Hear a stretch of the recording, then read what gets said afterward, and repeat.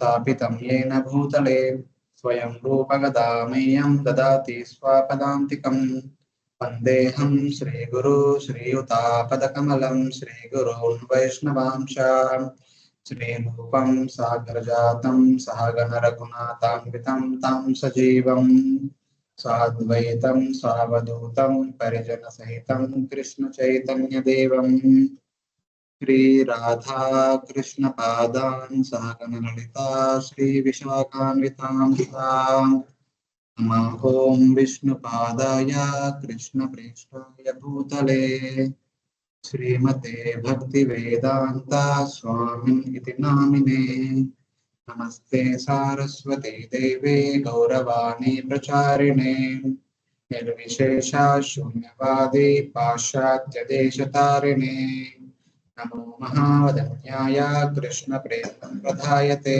कृष्णाय कृष्णचैतन्य नामिने गौरतुषे नमः हे कृष्णा करुणा सिन्धु दीनबन्धो जगत्पते गोपेशा गोपिका कान्ता राधा कान्ता नमोऽस्तुते तप्तकाञ्चन गौराङ्गी राधे वृन्दावनेश्वरी वृषभानुसुते देवी प्रणमामि हरिप्रिये पञ्चाकल्पतरुभ्यश्च कृपा सिन्धुभ्यैव च पतितानां पावनेभ्यो वैष्णवेभ्यो नमो नमः जय श्री कृष्ण चैतन्य प्रभु नित्यानंद श्री अद्वैत गदाधर श्रीवासादि गौर भक्तवृंद हरे Krishna Krishna Krishna Hare Hare Hare Ram Ram Ram Hare Hare Hare Krishna.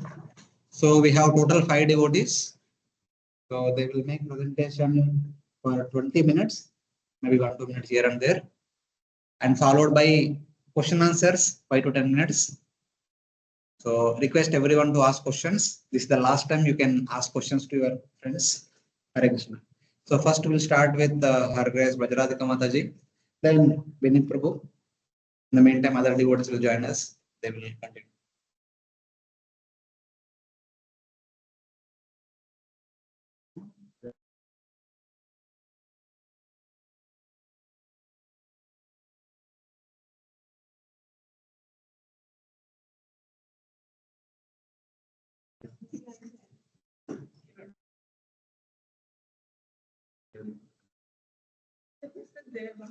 No, you will be recorded.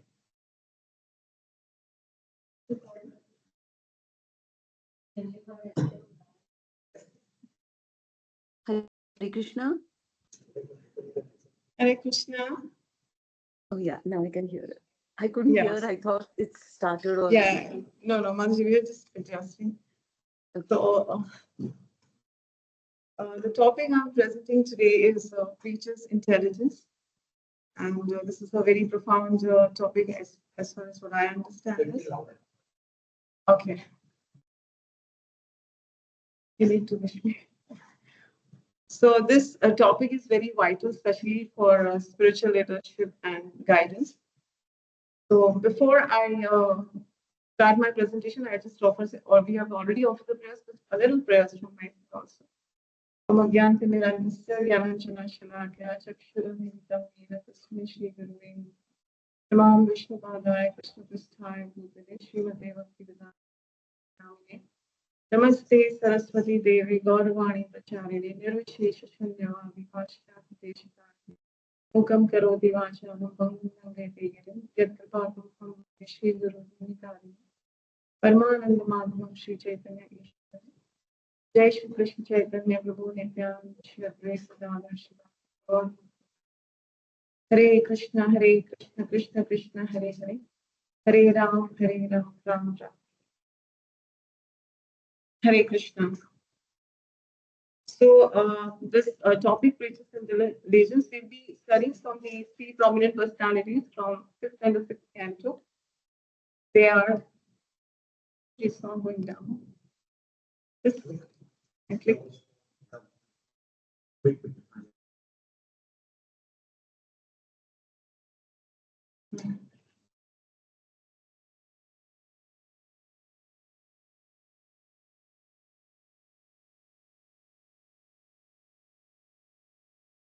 So the three characters from the fifth and the sixth canto, the three prominent preachers are: first is Jada Bharat in case of King Raghunatha, Sage Angera in case of Chitraketu Maharaj, and Srila Narad Muni in case of Harivashras or the 10,000 sons of Daksha.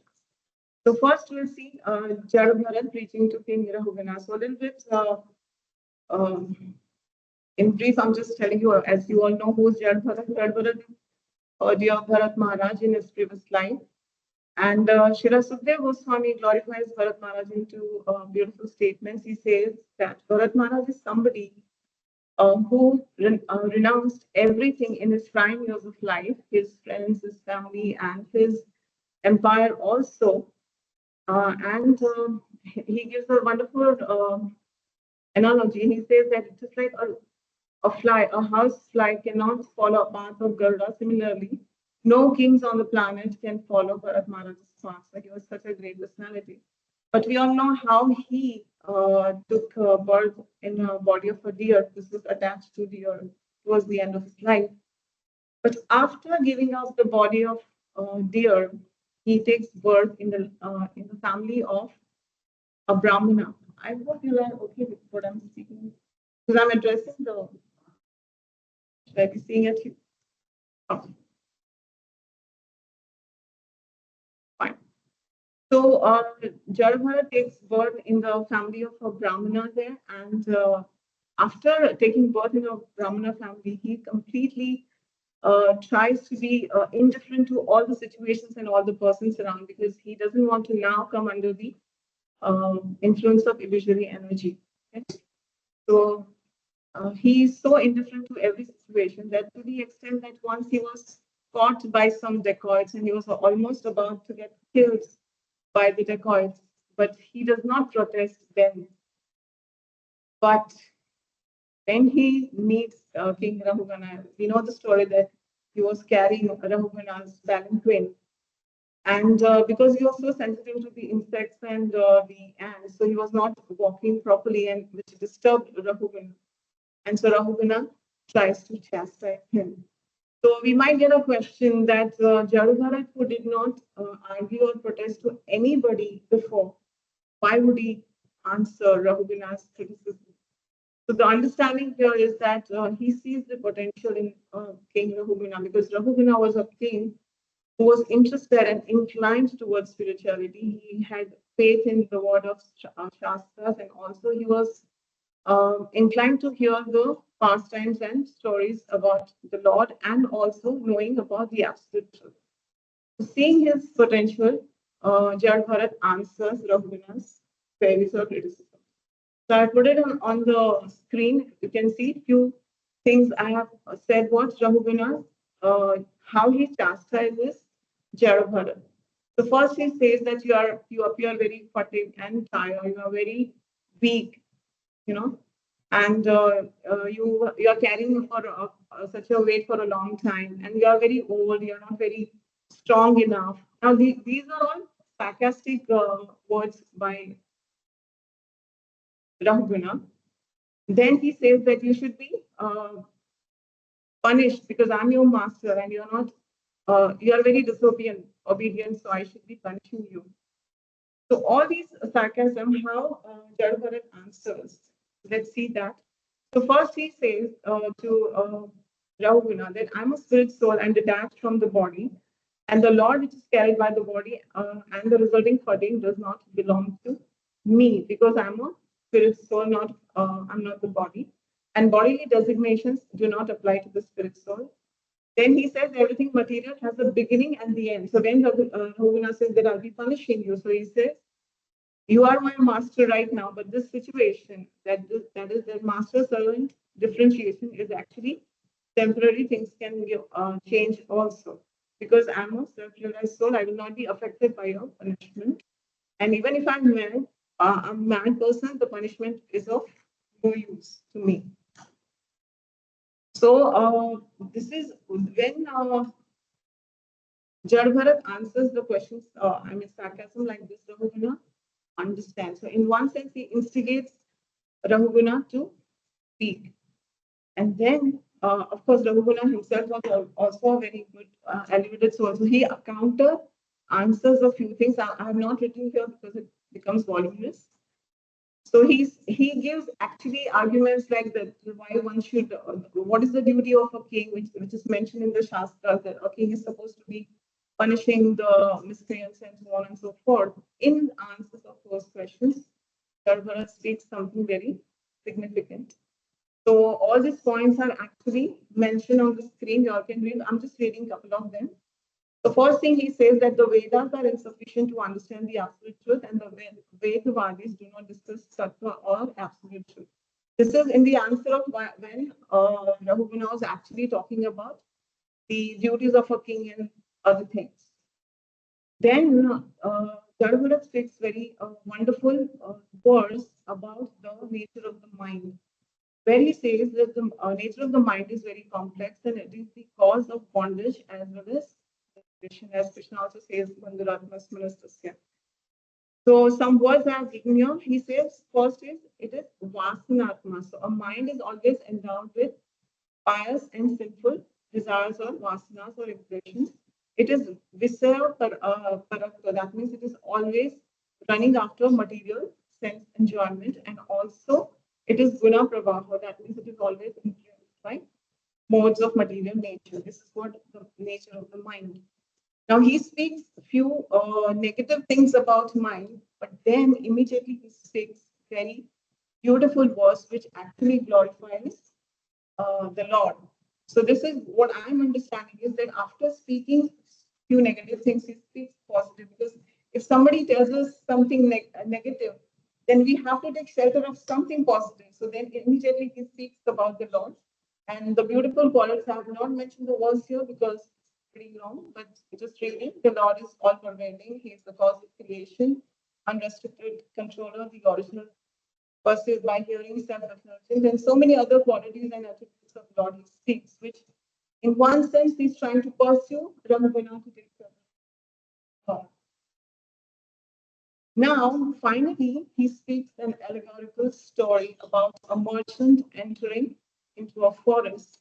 And here the merchant is actually conditioned soul entering into the material existence. So it's a long story, but few things I'm just mentioning that how when a merchant enters in the forest, he is troubled by six plunderers, so which is compared to the six senses, including the mind. How the conditioned soul is disturbed by the mind and the six senses. Then the family members are also compared to the jackals and some ferocious animals there. So basically, in this story, Chadavarat is trying to establish the futility of material world, and towards the end, he actually pursue Rahuguna to take shelter of the Supreme Lord. So ultimately, the allegory emphasizes the importance of spiritual realization and detachment for true happiness and liberation from the cycle of suffering in the material world. And final instructions of Jadabharat to Rahuguna, he tells the king to give up the kingly position and give up the attraction for sense objects and take up the sword of knowledge, which is sharpened by devotional service. So ultimately, he convinces the king to take shelter of the Lord and take the process of devotional service. So this was the case of Jadavara. Moving on to the next preacher, which is sage Angira, who's preaching to Chitraketu Maharaj. So just a brief introduction of sage Angira. Angira is one of the mental son of Brahma. Mental son means he's produced by mind of Brahmaji, and he's also father of Brihaspati. So you can understand Brihaspati is the priest of the demigods, and whose father is Angira. He's a very prominent personality. And how he uses his intelligence in preaching Chitraketu Maharaj, that was see. So we all know the story that Chitraketu Maharaj had everything, all opulences, and he had thousands of wives, but he did not have a son.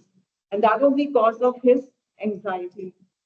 Now, Angira, when he comes to his palace, and he asks some simple questions like how is he doing and how is his subjects and his family is doing? Are they dependent on him? Is he dependent on them? things like that. But he knows within himself, Angira Muni knows the cause of his anxiety. But he instigates Chitraketu Maharaj to speak, and then Chitraketu Maharaj tells him that you being a sage, you know everything, but I'm still expressing my anxiety to you that I have everything, but I don't have a son, and it is the cause of my anxiety. And this stage, now this is Angira Maharaj's, Angira Rishi's intelligence.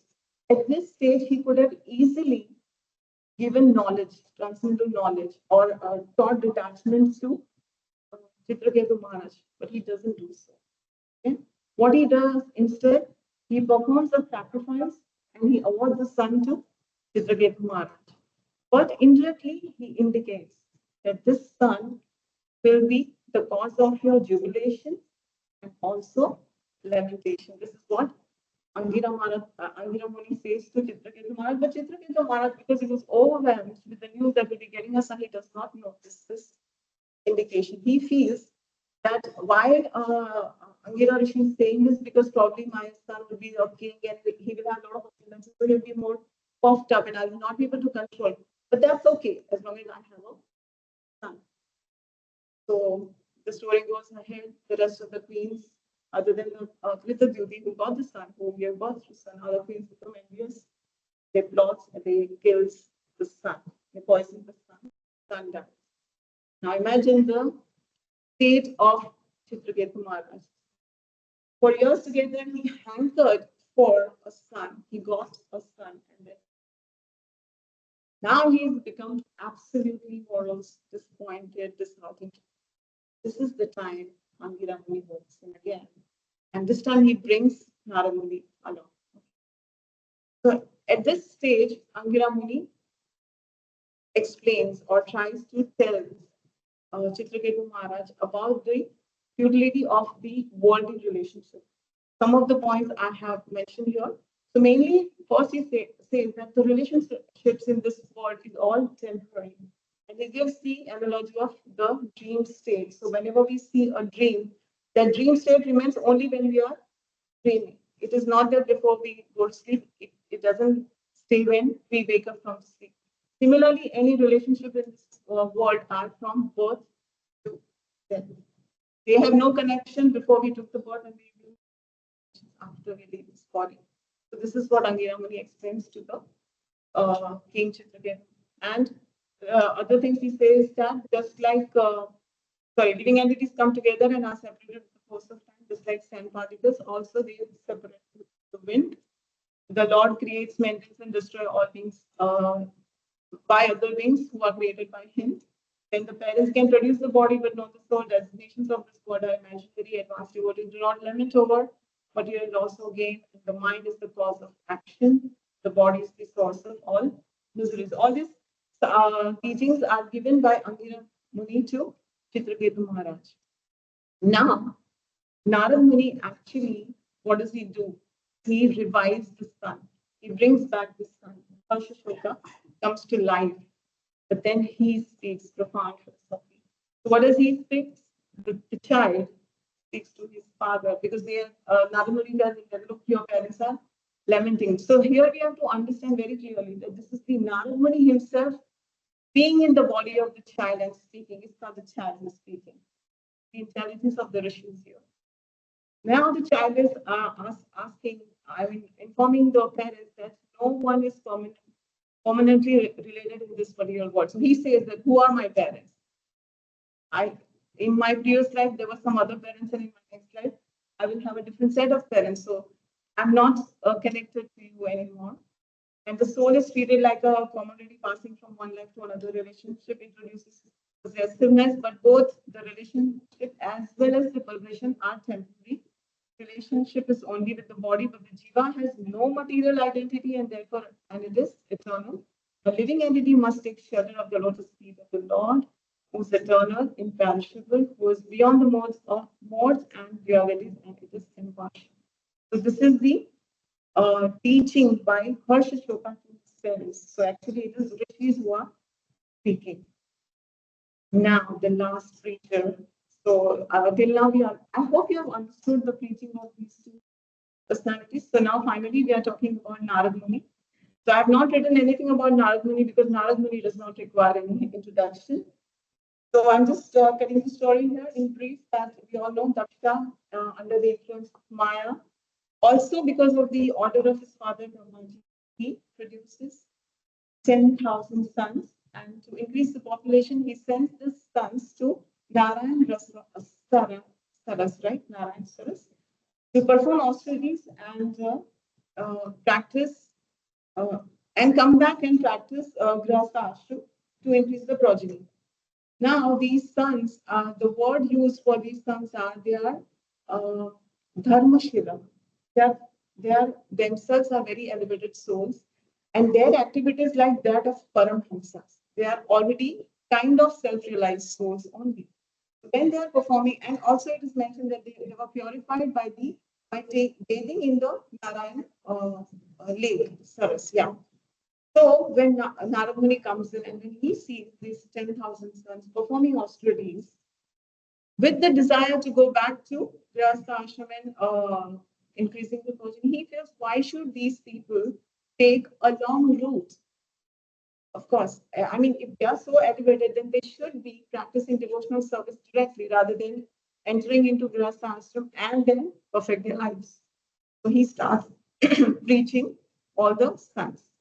So here also Narad Muni uses allegory and he speaks 10 very important subjects which I have mentioned in the screen. I hope you all can see it. The first thing Narad Muni speaks, or in fact, it is a dialogue. He asks some questions and then he informs certain things also. So the first thing is asking to these sons that, have you not seen the extremities of the earth? This is what the question Narad Muni is asking to the sons of Dakshas. Now, we have to understand here that how intelligent even the sons of Daksha are. Because if somebody asks me, have you not seen the extremities, I would think about the periphery and the North Pole and the South Pole of the Earth. But here, Daksha's sons, they are saying, they are understanding that what Narad Muni means here, that there is no end to the designation accepted by the Jivas here, and there's no end to the, it is the same thing, students, sorry. That means there are so many relations and so many attachments the Jiva has developed in this world. So there is no end to it. So we must get detached. The second thing Narad Muni says is that a kingdom where only one man lives. So what is he talking about? He's talking about the Supreme Lord here because he is the only enjoyer in this world or the world beyond. The third thing Narad Muni is saying that there is a hole from which having entered, no one emerges, no one comes back from that hole. So Daksha's son understands that yes, it is either Patal or it is Vaikuntha Shloka. And after going there, nobody returns, as Krishna says, no one comes back once they reach the spiritual world. Then next is speaking about an unchaste prostitute often changes dresses. So that is compared to the contaminated, unsteady intelligence of a conditioned soul, which we need to correct. The next he speaks about the husband of the prostitute, which is the Jiva. So we have, if you remember, even Narad Muni, while preaching to Prachin Barahi, he was talking about the Puranjani. Puranjani is actually the contaminated intelligence which guides, which rather misguides the soul to take the shelter of the sense objects rather than perfecting life. The next Narad Muni talks about is a river flowing in both the directions. So this sons understood that he's talking about the material nature, which functions in two ways: creation and dissolution. Yes. So this is the material nature. So why to perform activities to be in the material world rather than we better cross over this river. After that, Narad Muni speaks about a house made of 25 elements. As we all know, what are the 25 elements? And the sons of Daksha understood that these 25 elements belongs to whom? The Supreme Lord is the reservoir of these 25 elements, and we would rather take shelter of the Supreme Lord. Next, he's speaking about speaking swan, which is vibrating various sounds. So this energy is actually for the scriptures and also for the person bhakti. So we would rather take the shelter of the scriptures and the persons who are glorifying the Lord. After that, Narad Muni talks about revolving objects with sharp razors. So what is it compared to? The Kala Chakra, the eternal time. So we know that all of us, I mean, the bodies of our will be devoured. 2 minutes, last 2 minutes. It will be devoured by the eternal time. So we would rather understand the elements of time and try to go beyond it. And the last thing what Narayana speaks about, and he tells them that you are asked to procreate, but you should know who's your actual father, right? And that actual father is compared, I mean, the injunctions of the Shastras are compared to the actual father. So we must be following the injunctions of the Shastras and then think about doing the activities. Now, we may think that these three preachers are in some different yuga. How can we do such things at this stage at our level? But we know 50 years back, Srila Prabhupada went to West and he preached to the most abominable people who are doing all sorts of activities. But Prabhupada, using his intelligence, converted all the hippies into happy. Yes. So it's possible, and being Rupanuga, being the parampara of Gaudiya Vaishnava, we should also be using our intelligence to transform hearts of people. With this, I end my presentation. Thank you so much. Thank you for tolerating my blabbering. Thank you. Hare Krishna. No, no, I'm not. Devotees from online, anyone, any questions? Hare Krishna, devotees online can ask if they have any questions. Hare Krishna, Mataji.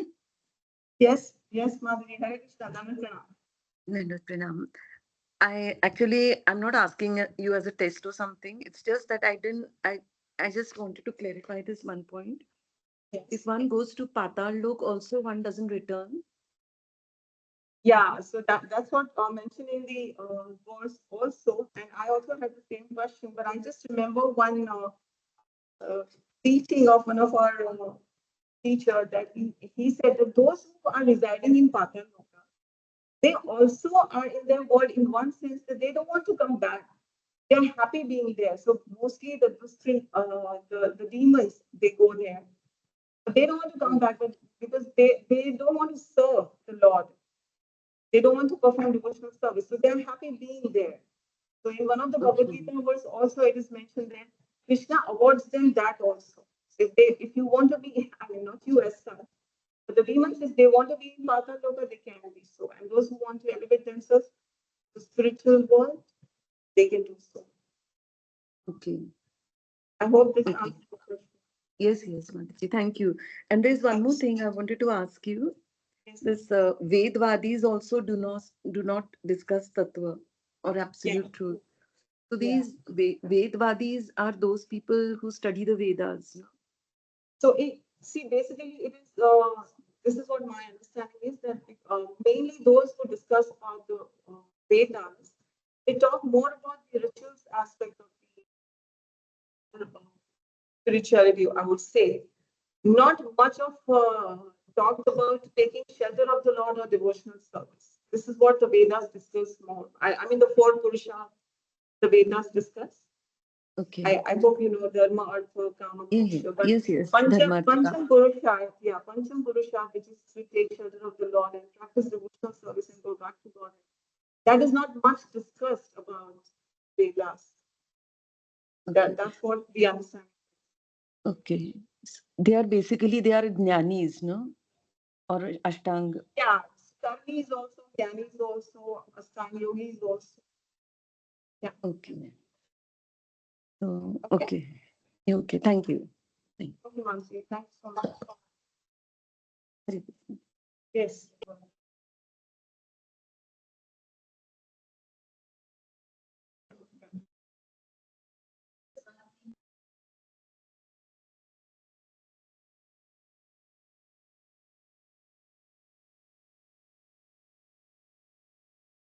Mhm.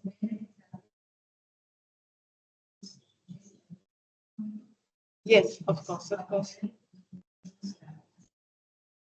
So it depending on whom you're preaching. So suppose if I'm preaching, I'm giving you my personal example. So if I teach my daughter about something, So generally, children today, they are not inclined to practice spirituality.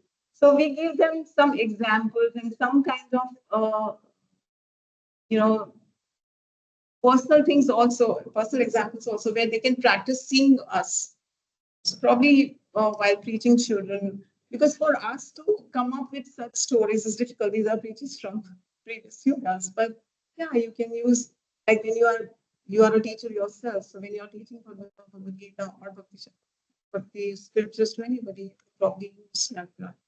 So do you want the example of any alcohol story? Mainly I use for my daughter.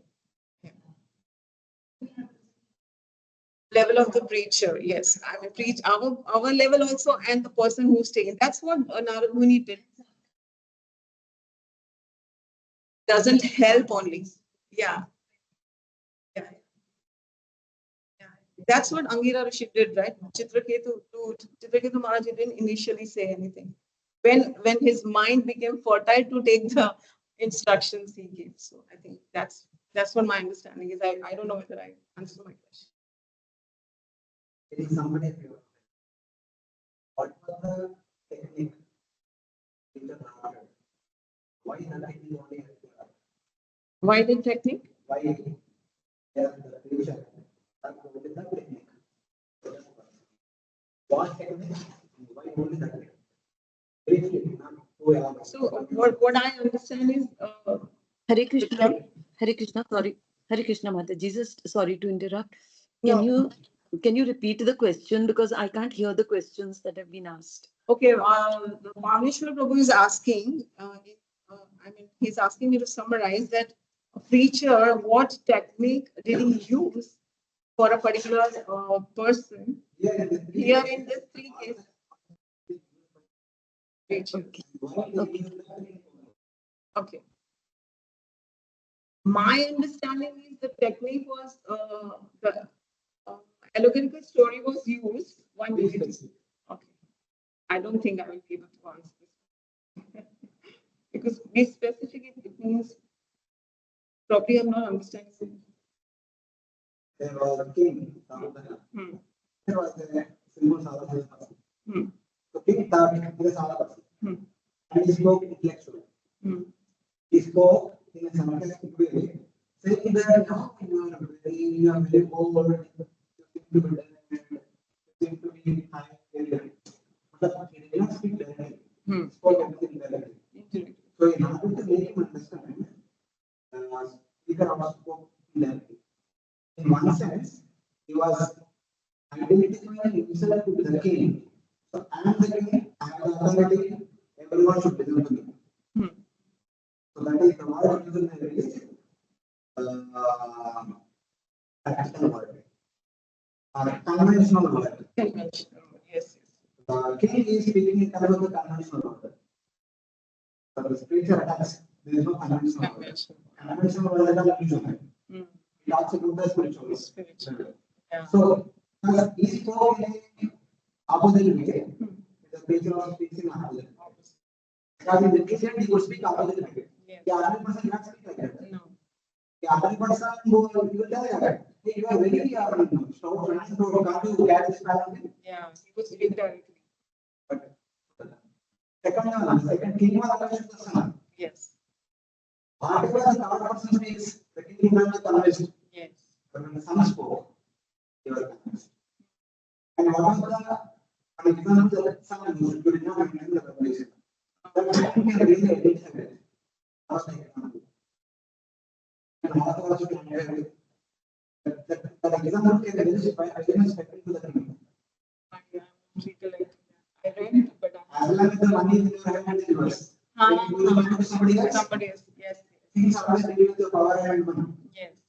They very well correlated. That's why Yes. confusion should be there. Actually, And the money. Yeah. Third case. None. His sons by birth they are engineers. So he spoke in an indirect way, twisted intelligence. If they are intelligent, they will understand. If they are not intelligent, they cannot understand. He did not tell anything. Yeah. Because no one will understand. I'm not pretty sure. I will give some credit. They solve the riddle and they take the decision. Yeah. So there is from the modern point of view, there is no blame on Atma. So these are like So basically, indirect thinking, intelligent, indirect thinking. What you are. in this case, three people are making sure. So accordingly, only calculate. We can use. Yes. In our regular, we cannot use. Yes. We have to see with the segment development. Exactly. Exactly. Otherwise, there is once. In one of the Mahabharata class, Gautama mentioned that in different places, the different people need to be told differently. Yes. In one state, if you tell one word, they understand.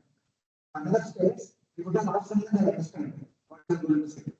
South Indian states, they will tell a good sentence. They can't understand. Something like that. Okay. Thank you so much. So, thank you. Very nice presentation and nicely prepared and good. Okay, now our Benit Hare Prabhu Krishna, will Prabhuji. continue. Yes, Mataji. Prabhuji, whatever you speak, can you speak on the like what now, like how you're sounding? I couldn't make out a thing what you said earlier. Okay, okay. Okay, next time we'll come in front. Yes, yes. So, yours is Patra or a Holy. It's a powerful Holy. Yeah, please, sir. So, now Benit Prabhu will continue.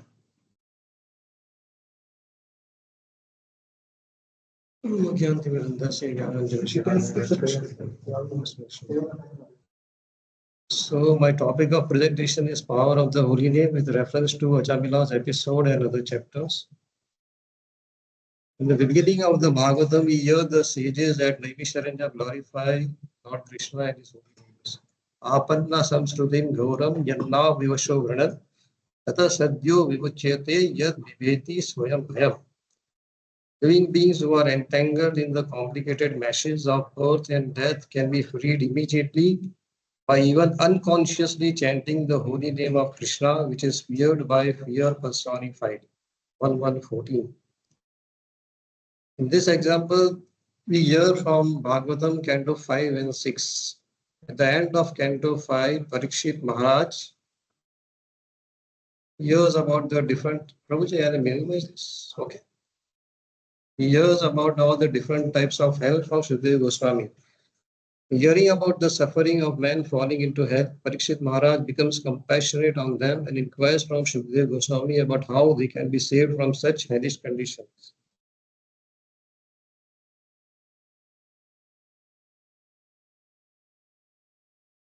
Shukadeva Goswami recommends Karmakanda as per the level of sin. He says that if one does not perform atonement for the sins committed by minds, words, or actions, he will enter the hellish planets after death. Such atonement should be done as per the gravity of the sin.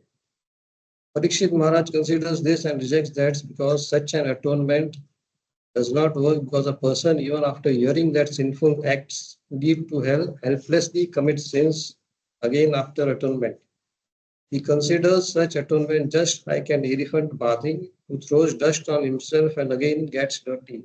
Such atonement does not purify the soul. Sukadeva Goswami then recommends atonement as per Jnana.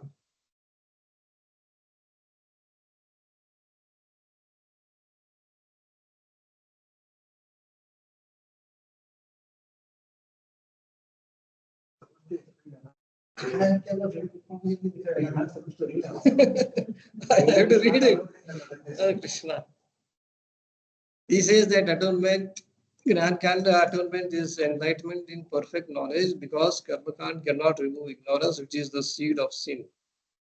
Just as a diseased person who eats the right food is gradually cured, a person who follows the rules and regulation of Jnana Marg gradually progresses towards liberation from material contamination. A person who follows this path is temporarily purified of all sins. But as soon as there is an opportunity, the sins grow up again just like a just like the roots of a bamboo tree, which grow at the first opportunity. Thus, even after practicing jnana, sins may reappear. Yes, Prabhu.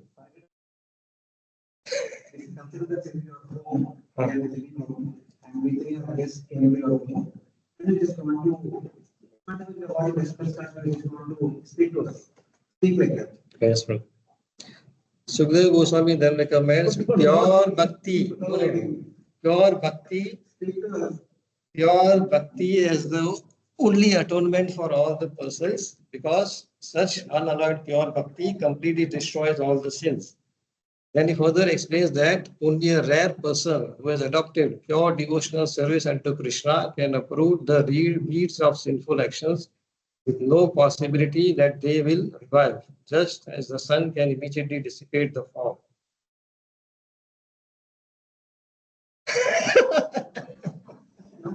Prabhuji, atonement and other processes cannot purify a sinful person as much as dedication unto Krishna by serving the Lord's pure devotee. The path which is followed by the pure devotees who are well behaved, virtuous, and surrendered unto Lord Narayana is certainly the most auspicious path. It is free from all fear. A liquor pot cannot be purified even after washing it through many rivers. Similarly, non-devotees who perform karmic activities to purify their sins cannot purify themselves. Persons, on the other hand, persons who once absorb their mind on Krishna's lotus feet and who become attracted to his name, fame, qualities, and pastimes, do not see Yamraj or his order carriers even in dreams. Such people have accomplished all atonements. To illustrate this, how a person even in dreams who just absorb their mind on Krishna's lotus feet or who say his name once do not see Yamraj, he gives an illustration. He tells the story of Ajamila. In a city named Kanyakubja, there was a Brahmana named Ajamila who married a maidservant and lost all good conduct due to her association. He maintained his wife and her children by the condemned profession of arresting, cheating, gambling, and stealing. He thus afflicted many living entities, spending time in such abominable, sinful activities to maintain his family with his many sons. 88 years of his life passed. He had 10 sons, of whom the youngest was named Narayana, who was very dear to his parents. Jamila was very much attached to him and enjoyed his activities. While eating, drinking, chewing, Jamila would call the child Narayana and make him drink and eat with him. Always taking care of him and calling his name Narayana, Jamil could not understand that the time of death had arrived. When death arrived, Ajamila thought exclusively of his son Narayana. He saw three Yamdutas, dreadful, with three twisted faces and hairs, standing erect, carrying ropes to take him to hell. With tears in his eyes and great anxiety, he loudly called his son Narayana, who was playing nearby. Upon hearing the name of Lord Narayana, the Vishnudutas immediately arrived on the scene and stopped the Yamdutas from carrying away Ajamila. They said to the Yamdutas, questioned the Vishnudutas, who are you who challenge the jurisdiction of Ramyaj? Whose servants are you? Why are you obstructing us? The Vishnudutas further asked the Yamdutas about the following questions. What is dharma? What is adharma? What is the process of punishment? Who are the actual candidates for punishment? And whether all karmis are punishable or only some of them? The Yamdutas answered what they had heard from Yamraj. Dharma is that which is prescribed in the Vedas. Dharma is opposite of what is prescribed in the Vedas. What is the process of punishment? In proportion to dharma and adharma performed in this life, one must suffer or enjoy the corresponding reaction in the next life. In answer to who are the actual candidates for punishment, the Yamraja says that there are 13 witnesses who perform all the pious and sinful acts performed by the living entity. Whatever is confirmed by these witnesses, that is truth, and they have to suffer as per that. Whether all karmis are punishable or only some of them. The Yamdutas say that everyone helplessly performs action under three modes of nature, sometimes pious and sometimes impious. So everyone under the modes of nature is punishable. Then they say why Ajamila should be punished and sent to hell. In the beginning, Ajamila was a Brahmana with all good qualities, like he was well versed in Vedic literature, he was a reservoir of all good conduct and character, was a mild, gentle, controlled his mind and senses, always truthful, very pure, respectful to the Guru, elders, fire, guests, free from false prestige, well wisher for all living entities, well behaved, controlled in his speech, never envious of everyone. In short, he was a perfect Brahmana. Once, while collecting fruits, flowers, and grass, he saw a lusty Shudra shamelessly embracing a prostitute. Seeing the woman embraced by the Shudra, the dormant lusty desires in his heart awakened and fell under their control. He tried to control his lusty desires by intelligence and by remembering Shastric injunctions, but he was not able to control the mind which was agitated by Cupid.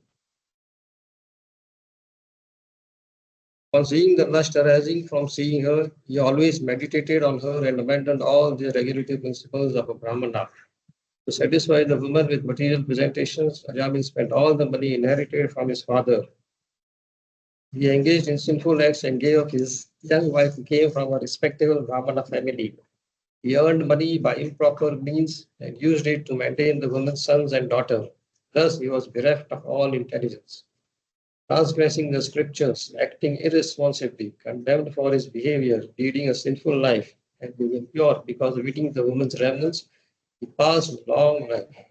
He did not undergo atonement for all his sinful acts. Therefore, we must take him to Yamraj, where he will be punished according to his acts and purified. After hearing the Yamdutas, the Vishnu Dutas answer the Yamdutas. Vishnu Dutas, who are always expert in logic and arguments, replied as follows. How painful is it that adharma is touching the assembly of the authorities of dharma, where unpunishable and sinless persons are being punished unnecessarily. Jamila has atoned for millions of lifetimes of sins just by chanting the name of Narayana in a helpless condition. These names are a means of liberation. Even previously, whenever calling for his son and uttering the 4 syllables Narayana, he sufficiently atoned for all his sinful reactions. The chanting of the holy name is the best process of atonement for a thief, a drunkard, a betrayer, one who indulges in sex with the wife of his guru, one who kills a brahmana, one the king, his father, cows, and for all other simply sinful men.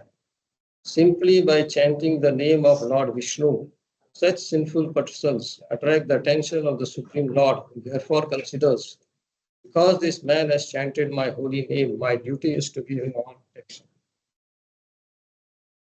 By following rituals or undergoing atonement, sinful men do not become as purified as by chanting the holy name of Lord Hari, even once or just partially. Such chanting reminds one of the Lord's fame, qualities, attributes, pastimes, and paraphernalia. Even after performing atonement, one's mind again runs towards material activities. Therefore, for one who wants liberation, the glorification of the Lord is recommended. For such glorification purifies one's existence. Even when indicating someone else, or while joking, or for musical entertainment, or out of neglect, chanting the holy name of the Lord destroys unlimited sins and desires. You see the power of a person who chants the name of the Lord in situations which are beyond one's control, such as falling from the top of a house, slipping and breaking his bones while traveling on the road, being bitten by a serpent, being afflicted with pain and high fever, or being injured by a person, he will not suffer hellish punishment. The great sages have carefully ascertained that one should atone for the heaviest sins with severe atonement and lighter sins with lighter atonement. Because such atonements have limited power, such arrangements have been prescribed. However, chanting the Hare Krishna Mahamantra vanquishes all the effects of sinful activities, regardless of whether light or heavy, since it has inconceivably great power. As a fire burns dry grass, so the holy name of the Lord, whether chanted knowingly or unknowingly, burns to ashes without fail all sinful reactions. Just as a powerful medicine acts even when taken without knowledge of its power, the chanting of the Lord's holy name is also effective, whether done knowingly or unknowingly.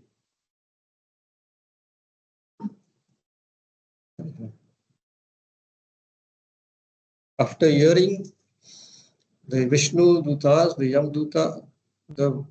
Yamdutas released Ajamil from the bondage and saved him from imminent death. Ajamila came to his senses, having been released from the Yamdutas' nooses and free of fear. He offered obeisances to the Vishnu Dutas by bowing his head at their lotus feet.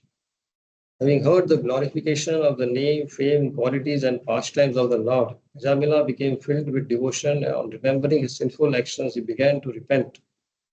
Alas, how degraded I became being a servant of my senses. I gave up my position as a duly qualified Brahmana and begot children in the womb of a prostitute. I gave up my chaste and young wife. I gave up my old parents. I had no other son to look after them. I should be thrown into hell for my actions.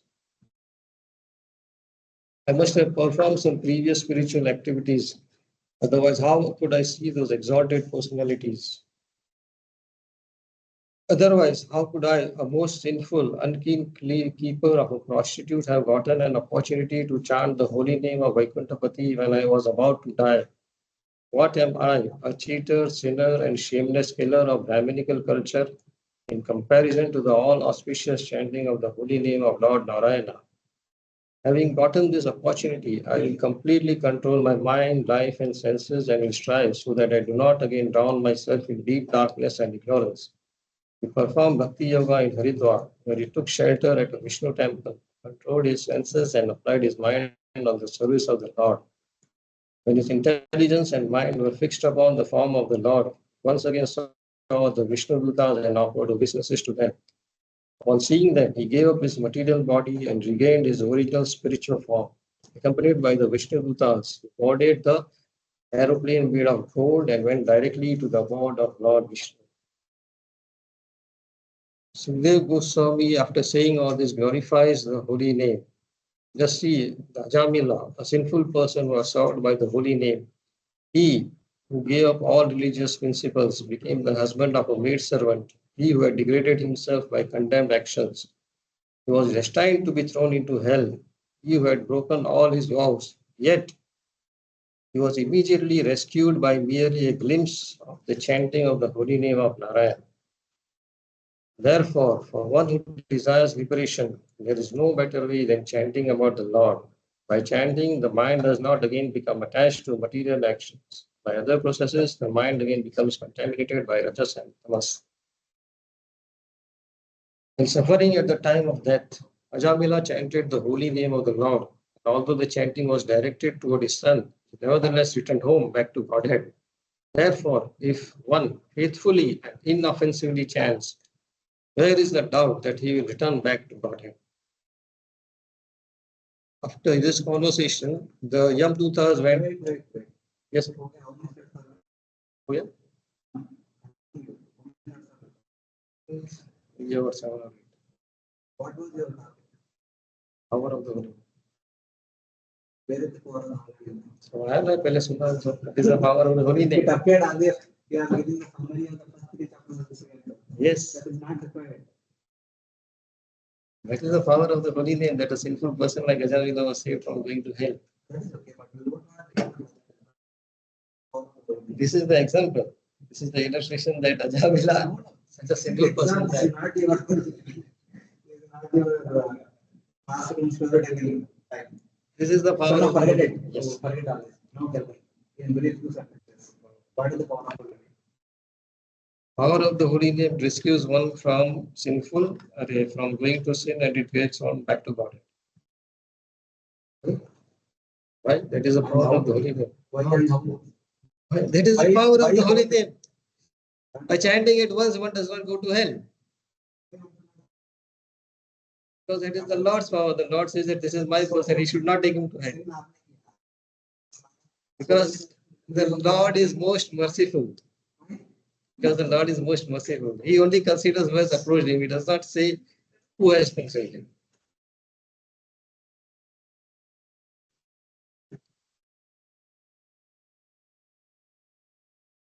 sin to sinful आदमी ने किया. Why Lord's holy name has to deliver them? Because the Lord says that because he has chanted my name, it is my duty to protect him. Is that That is how the Lord, that is what the Lord thinks. Yes, only. That is what the Vishnu Buddha said. we discussed this point multiple times, but still for the benefit of everyone. What is the power of the holy name? Still the same question. What is the power of the holy name? It can take back, it can take you back to Godhead. Why holy name has to take one back to God? Why? Why? Why holy name has to take one back to God? Because only the holy name awards bhakti, and by doing bhakti, one goes back to Godhead. We are originally parts of Krishna. That is why we have to go back to Godhead. You don't belong here. Why holy name has to take one back to God? Who else will take you back to Godhead? Only bhakti will take you back to Godhead.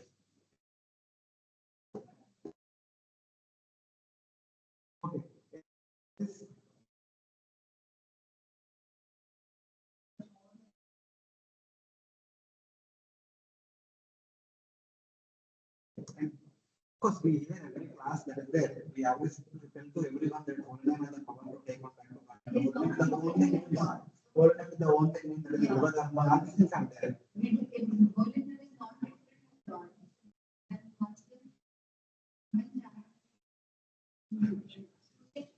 I have the same question. Why not has to take one back to God? So who else will take you back to God? Only he has the power to take you beyond to all depression. Please, little louder. Why holy name has to remove all the sins? Sin, we did the sin. So we do not have to endeavor to remove our sinful reactions. Why holy name only has to do everything? Why so much in the holy name? What? Okay.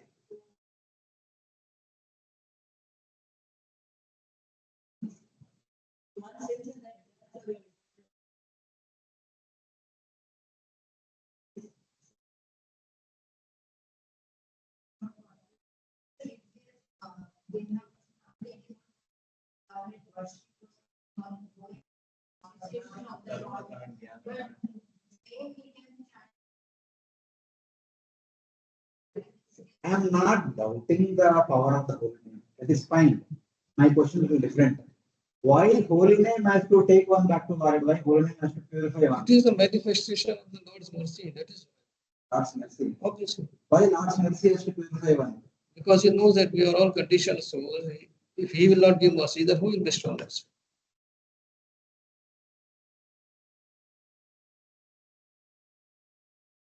Fine. If Mataji have any questions online? Mataji? No, Prabhuji, no. Just that you were asking why holy name takes one back to Godhead. No, I'm asking why holy name should take one back to Godhead? Why did what? Why holy name should take one back to Godhead? Because it is non-different from the Supreme Lord, and there is that shlok Sanketyam Parihasyam Va. So there is this special concession given by Krishna. Sobam Helanam Eva Va Vaikuntha Nama Grahanam Asheshagaharam Vitu is a special concession given for the holy name. See, that is fine.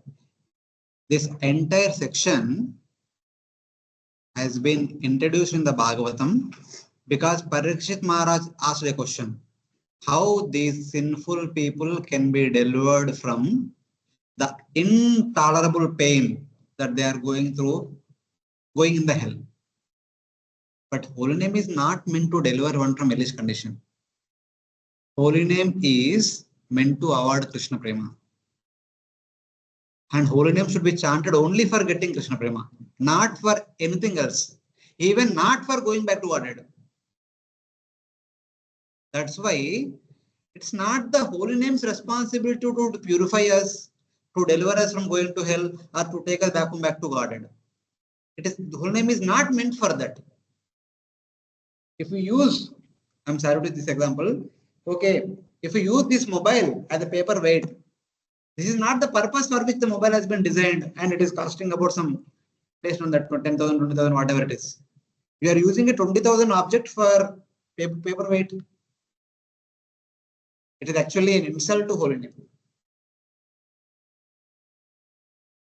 When holy name can offer Krishna Prema, and we are using holy name for purifying the heart. The purification of the heart begins when one starts repenting. Repentance is more important than chanting holy name. And holy name should be chanted for getting prema, not for purifying our heart.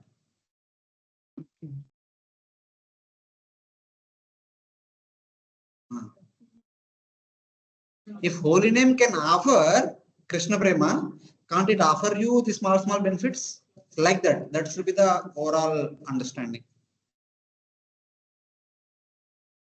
It will happen. It is unintentionally happened. The last slide which Prabhuji showed, this one. Mriyamano Harernama Grinan Putropacharitam Ajami Lopi Agaddama Kimbuta Shraddhya Gunam. A person who is on the deathbed chanted holy name. If he goes to Vaikuntha, then what speak of other person who can chant? Not on the deathbed, but otherwise also. Premanu Harirnama Grinan Putropacharitam. And Ajamila did not chant that Narayana calling the Lord. He chanted Narayana calling his son.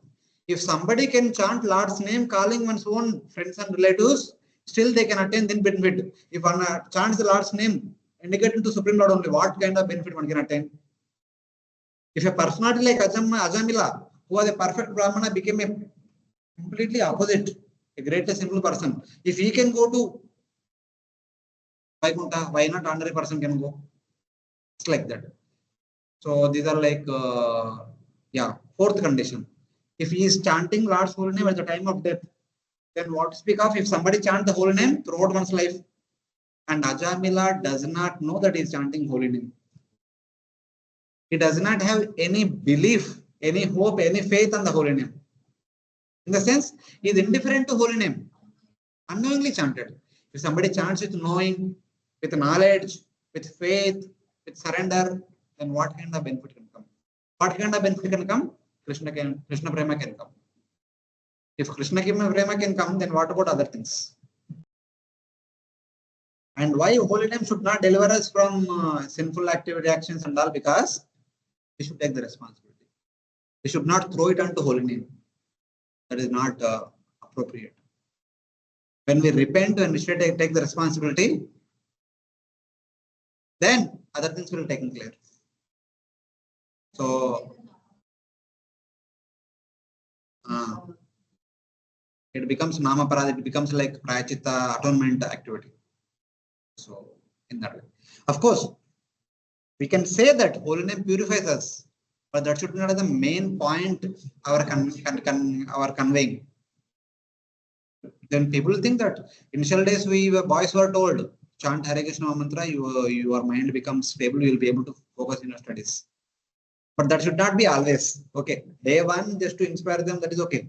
But that should not be the main motive that one will chant Hare Krishna. That should not continue for the year after year. The way the prerana is there.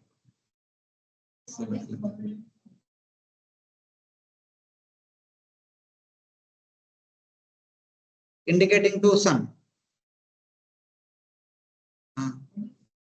These four. Mriyamano at the time of death. Granan Putropacharitam indicating to his son. Ajamila, even a sinful person. And without any faith. So fine. So thank you. No, you start. You kindly avoid reading notes. This is like your free flow. You should actually dil khol ke baat karne ka time. So it's like that. You should speak instead of reading. So good. So same thing. Do not take your time for the background stories. Not required. This is the exam. Just focus on your point. Power of the holy name. Just take 1-2 verses and explain. You don't have to go through 3 chapters reading all the translations. That is not required. Everyone knows the translations. so that everyone can read. What is your duty today? What others cannot do, you should do it. Analyzing certain portion. So that is these presentations are meant to train us how we can go deeper in one section of Bhagavatam and present it eloquently, which people cannot do on their own. So that is the preacher's intelligence. Nothing else. So fine. So we'll continue with other presentations after a small break. So those who want to take darshan, they can take. And while coming back, don't forget to make your plates and come here. Then we will have 3 presentations. After that, you can go for prasadam.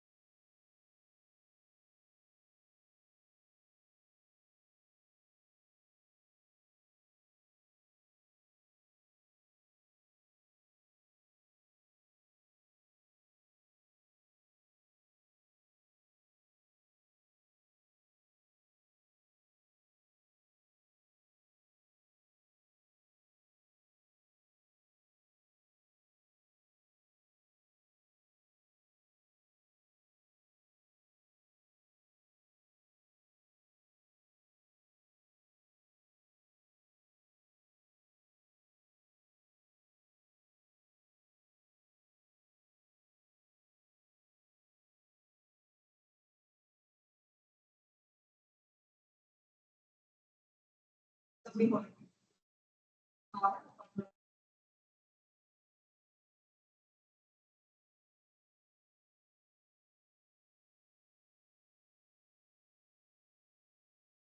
can use this.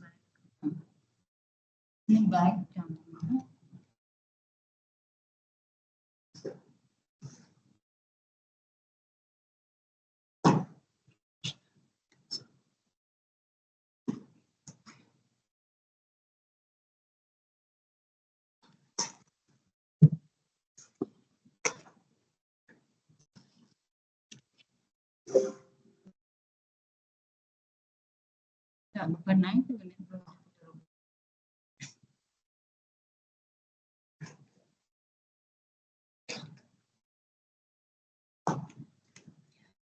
Hare Krishna. So today I will try to present the glorious character of Vrutrasura as it is revealed through his various interactions, his teachings, his talks, and finally through his exalted prayers.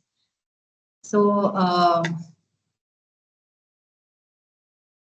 one by one, we will try to see one qualities of Vrutrasura. So first is his complete oneness in thinking with the Supreme Lord.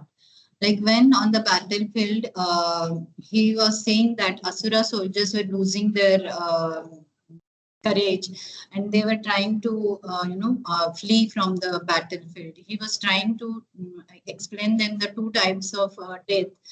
And in that he explained that one is death in Bhakti Yoga, by which one can go back to Godhead. And the other is death on the battlefield, by which one can ascend to Swarga. So, as this is also explained by Lord Krishna in Bhagavad Gita in 2.37 verse, where he says that Hatova Prapsasi Swarga. So, although we see that he explained the two types of death, the first type of, second type of death he was explaining for the soldiers because there was some material gain through that. And that may inspire them for fighting. That was his main intention. But for himself, he was intending the first type of death, where one can go back to Godhead. So the next quality is he was person with ethics. So on the battlefield, when he saw that the Asura soldiers were fleeing and the demigods were trying to attack them from behind. So he chastised both of them. He chastised the Asuras and condemned them, saying, comparing them to the mother's stool. At the same time, he chastised the demigods, soldiers and demigods also for attacking the enemy who is trying to flee, and from the back you are trying to attack, which is a kind of unethical fight. Then third thing is his great valor. On the battlefield, Vrutrasura's valor was exemplary. Like when all the soldiers were trying to flee, Asura soldiers, he alone stood. And he roared so loudly that all the demigods, they actually, fainted. Then when Indra threw his mace, and due to that, he just, with his left hand is considered as a very weak hand in comparison. But with his left hand, he catch that mace and he threw the same mace on the forehead of Airavata. And because of which the Airavata went back to 14 yards and Indra fell from his Airavata. So that is why he was glorified for this act, both by the Suras as well as Asuras. Then when his first one hand got cut and the blood was flowing almost like a waterfall, still he didn't lose his courage and he stood and with his, he took trident in the second hand and he fought. And when his both hands got cut finally, still he don't lose his inspiration to fight. He just opened his mouth wide open and gulped Indra. So that was the exemplary valor of Vrutrasura during the battle, which we see. And the fourth thing is his attachment to own brother and taking responsibility to repay the debt of his brother. he condemned Indra for killing Vishwarupa, who was Brahmana also as well as Sadhu also. So for both of them, he condemned, and for that actually he was on the battle. Then some other qualities also we see that Vritrasura was Asura by only birth, but his heart was of pure devotee. And that is why he knew the importance of association of the devotee, and he was very eager to go back to Godhead. Then he had complete faith in the words of the Lord, that if Lord has said that Vajra will kill Vritrasura, it will definitely happen. That firm faith he had. Although the king of heaven, Indra, didn't have that faith. Indra was very anxious to throw, after seeing what happened to his mace, Indra was very anxious to throw the Vajra at him. But Vritrasura had complete faith in the Lord's word. Then the other thing was his eagerness to get free from Gramya Pasha. The Gramya Pasha is the his material body. So he was without a tinge of fear to fight in the battlefield, because he was feeling that this body is the thing which is binding me to the material world. And if I get free from this body, then I can go back to Godhead. So that was his eagerness. And then he was very much, he had clarity of spiritual knowledge. And this clarity of spiritual knowledge made him concentrate his mind on the Lord of his heart, Lord Sankarshana, even on the battlefield.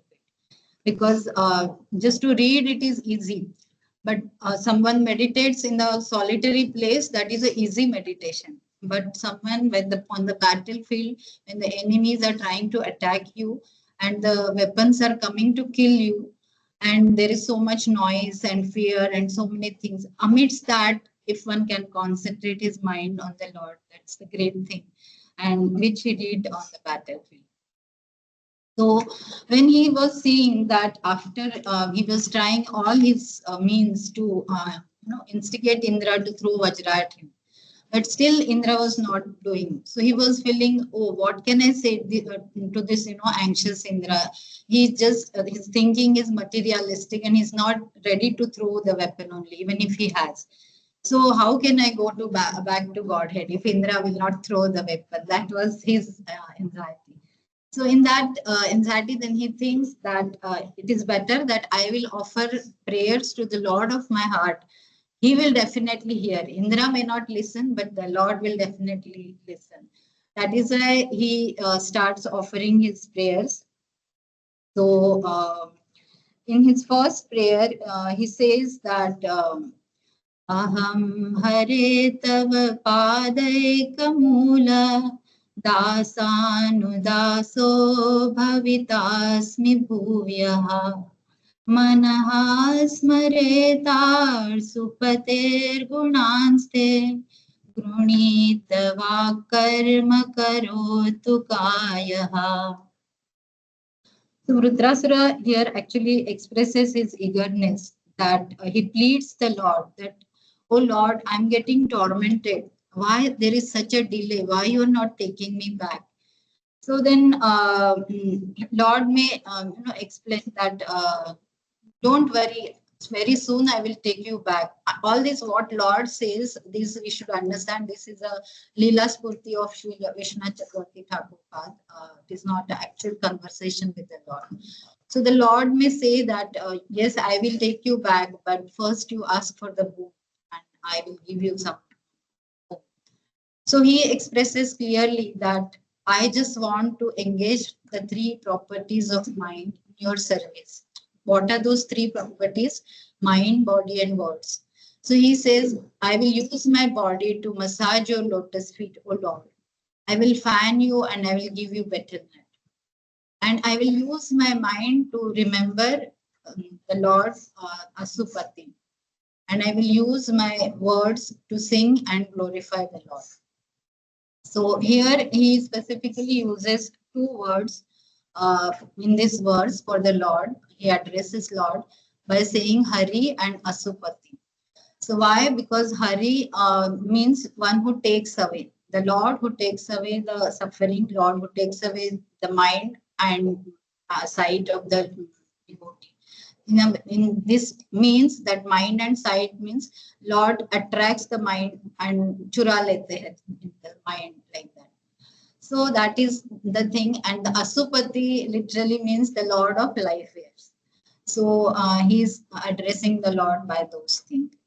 Then, and he also expresses the desire to serve Krishna's pure Vaishnava servants, as such association will help in constant absorption in Lord Krishna. So Prabhupada has explained this verse very nicely, and Prabhupada says that this verse is actually the sum and substance of the devotional life. Because to, we always say that, yes, we write your servant, then we write mail or whatever. But does we mean actually? So what it means is that we should become the dasanudas of the Lord's servant. As also Chaitanya Mahaprabhu has explained that, aham vipro na chanarapati, but who I am just gopir bhartu padakamalayo dasa dasa dasa.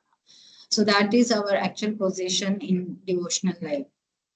And also the implied meaning is that one must accept a spiritual master because he is the very sincere servant of the Lord.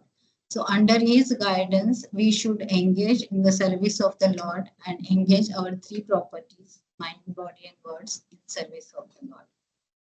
Then when Lord was saying that don't worry, but first ask boon, then I will see for other things what you want.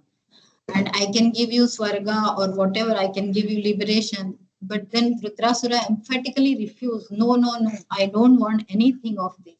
And he said his second prayer where he said, Nanaka prushtam na chaparameshtyam na sarvabhaumam na rasadhipatyam na yoga siddhim apunarbhavam va samanjasatva virahaya kangshe. So Lord, Vritrasura refused everything without the Lord's lotus. He said, I don't want Dhruva Loka, I don't want Brahma Loka, I don't want heavenly planets, I don't even want rulership of earthly planet, or not even the rulership of the lower planetary system. I don't want mastery over mystic yoga. I don't want even liberation. So if we try to see, all these things are very desirable things by anyone. So even one of these things, if one gets life by like that, but Rudrasura is emphatically refusing everything. If anything of this is without your service, it is of no use to me. So that is why I don't want it. That was his explanation. So this Srila Prabhupada has explained given explanation for this verse, that this verse actually highlights the desire of a pure devotee who never desires anything material in exchange to the, or in return of the transcendental service he renders to the Lord. And that also should be our mode. As Narottam Das Thakur also has explained that Tandera Charana Sevi Bhakta Samyas Janme Janme Hari Yehi Abhikash. So our acharyas are, whatever their teachings are in line with the Rudrasura's prayers and his mood of. So when Rudrasura was saying that still Indra is not throwing Vajra at me, and his eagerness was mounting more and more, go back to Godhead in actual association of the Lord. So in that eagerness, he then says his third prayer, where he says that Ajata Paksha Iva Mataram Khaga Stanyam Yathavat Satarakshuddharta Priyam Priyeva Vyushitam Vishanna Manoravindakshadidrukshate. Where he was praying to the Lord, O lotus-eyed Lord, as the baby birds that have not yet developed their wings always look for their mother to return and feed them, as small calves tied with the ropes await anxiously the time of milking, when they will be allowed to drink the milk of their mothers. Or as the Moro's wife, whose husband is away from home, always longs for him to return and satisfy him all the respect. I always yearn the opportunity to render direct service unto you. So here we see that Vritrasura's desire is nothing except the Lord's sweetness, and attaining that is the only aim of his life. He feels that this gross and subtle body called Vritra, that is the only hindrance, for going back to Godhead. Till the time that body is there, I will not be able to go back. And that is why means his main grief is only that. So now one can feel that why three examples are given. One example was enough, why he's giving three examples. So we'll try to understand now a bit. So first analogy he's giving is of the baby birds. So what baby birds, they don't have developed wings, and they fear the owls which are around, and they are very hungry, and that is why in that state they eagerly wait for their mother to return, who will protect them, who will feed them, and thus they will be happy. So the Lord might say that, okay, no problem, I will also take care of you, O Vritra, like the mother bird. I will protect you from all the miseries, even I will protect you from the Indra, and I will give you Swarga or whatever you want. But Vritrasura refuses. I don't want anything except your sweetness, O Lord.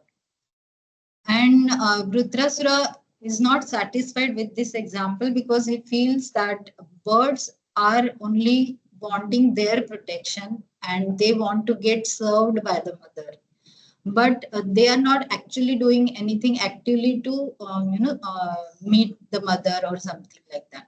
That is why he gives the second analogy in this verse, where he says that hungry calf who is tied to a stake at householder's house, he waits eagerly for the time of milking, because that time, after the time of milking, he will be allowed to drink the mother's milk, which is a expression of her affection. But here also then he feels, yes, but still calf lacks the mood of service. There is a eagerness to meet mother, but calf lacks the mood of service. Then he gives his third example, which is the analogy of a Moro's wife. And he says that wife whose husband has traveled to a long distance and she's waiting eagerly for his return, because she knows that when he returns, I will serve my husband with all my senses. And when I will do that, in return, when I will serve him, even my senses will get served. When I will serve him with all my senses, I will also hear his, his sweet voice, his joking words, and his loving glances, and like that. And with that exchange, even my senses will get satisfied. So then with this example, Vritrasura becomes satisfied because there is a mood of service from the wife's side. And same thing, Vritrasura is saying that, oh Lord, I also want to serve you like that. And when I will serve you, I know in turn I will also get satisfied because my senses will also get satisfied. Only difference is wife serves in Dasya, Sakya and Madhurya Rasa. But, oh Lord, I will serve you only in the Dasya Rasa. So, but when till this point, then Vritrasura becomes very humble and he starts feeling, oh, I am such a wretched soul, and how can such a rascal as me get such a fortune of being in association of the Lord? So then he feels, maybe let me remain in this material world, and that is why he offers his fourth prayer then, where he says that ममोत्तमश्लोकजनेषु सख्यं संसारचक्रे भ्रमता स्वकर्म वन्माययात्मात्मजदारगेहे श्वासचित्तस्य ननाथ भूयात्. So he says that, oh my Lord, I have been wandering throughout this world. And in this world, when I was wandering, because I was born in the Asura species, I always had the association of Asuras. And I always had the association of materialistic people who are attached to body, children, wife, house, all those things.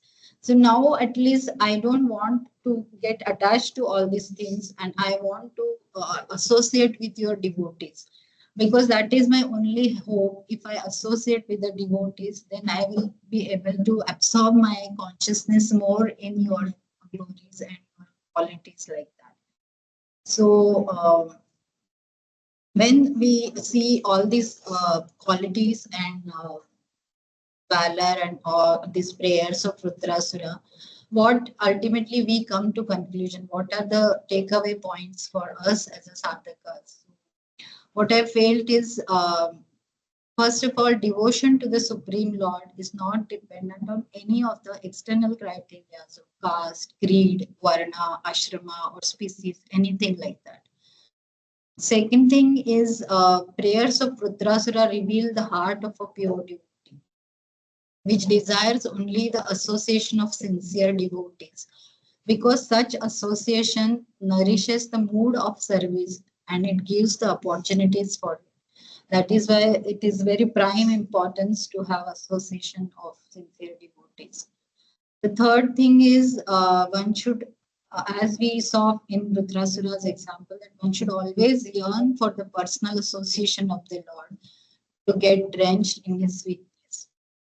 And the last but very important I felt is, as a sadhaka, we should value the association of the devotees wherever we are, and we should come over the differences among ourselves and strengthen our relationship with devotees by 6 loving exchanges, because that is our only help in the devotional service, which can help us progress in the devotional life and one day take us also back to Godhead. Hare Krishna. Thank you so much.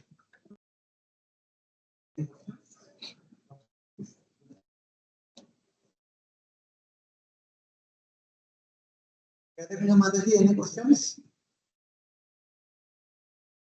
No, Prabhuji. No. Very nice presentation. Yeah. All of them were very nice. Just now we heard about another.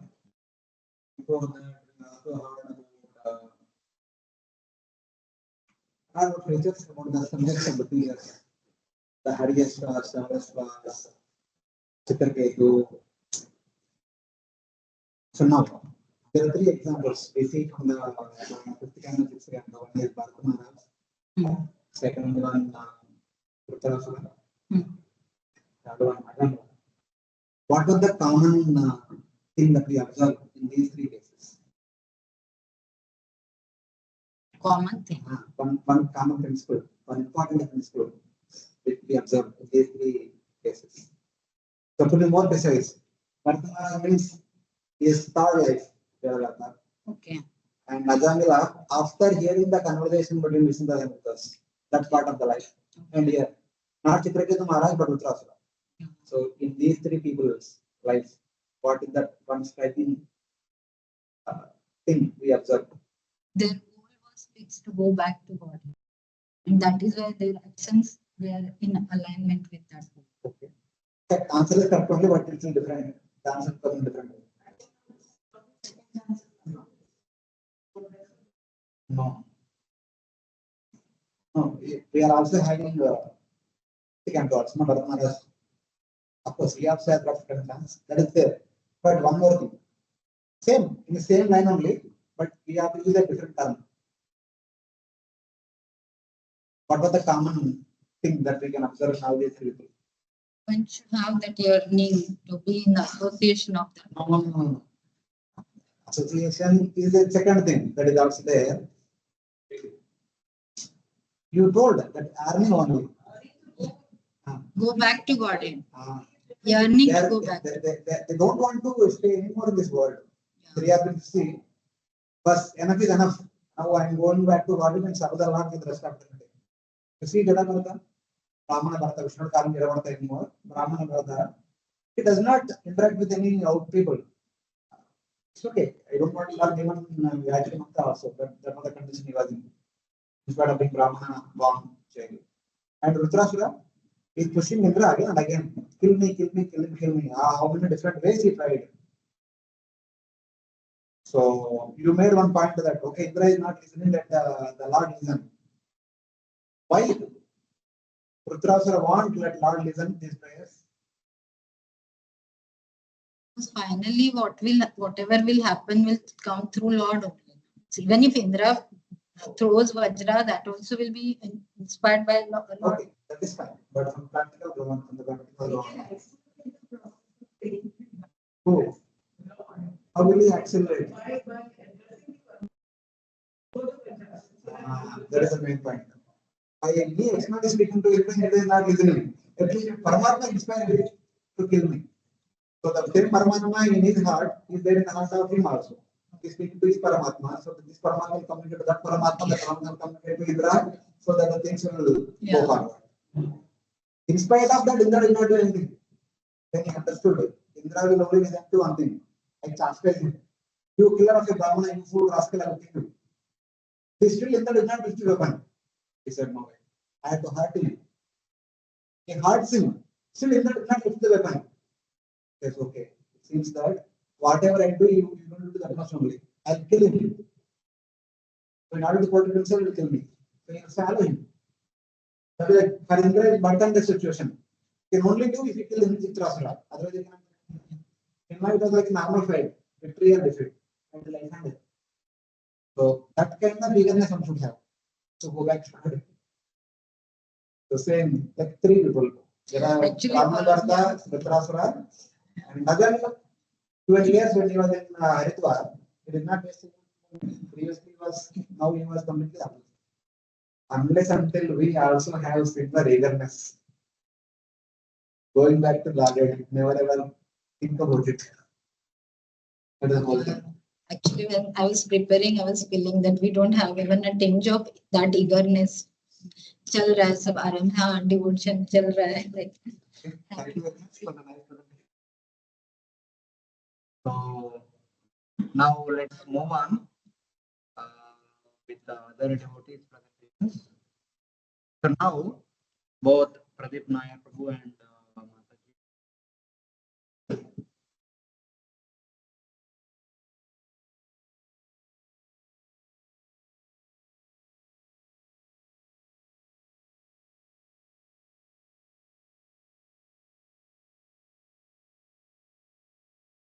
Who wants to speak first?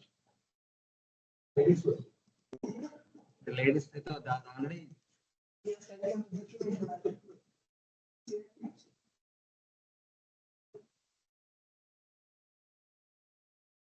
Only both of you are there and try to do which is your presentation? Lekana or you are presenting first.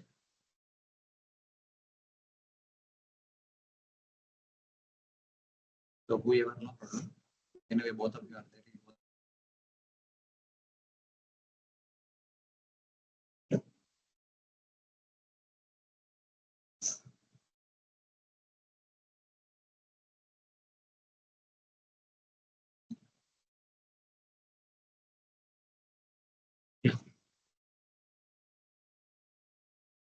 You can come here and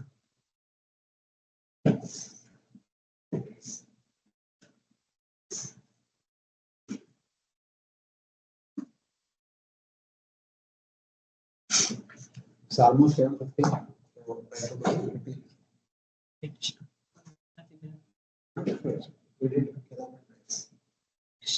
Hare Krishna.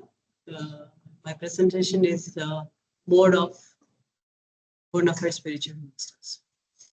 So here we have seen Uttanapad's descendants up to Prachetas rule this. See, 1 minute. I should move this. Up. I have been missed. Yeah, I have been missed. Okay. Hare Krishna. So Uttanapa's descendants up to Prachetas rule the earth till the period of Daksha. After What Daksha, was your topic? mode of bona fide authority. Uttanapa's descendants up to Prachetas rule the earth, but later on till the period of Daksha. But Daksha afterwards went to the forest to practice austerity. So at that time, what happened? They wanted to bring Priyavat back because there was no ruler on this earth. So Daksha, his second birth. Then Swayambhu Manu wanted to Priyavrata to come back, but he was not ready to come into this material life again because he was practicing brahmacharya. Later on, Brahmaji, his grandfather, arrives with convincing reasons.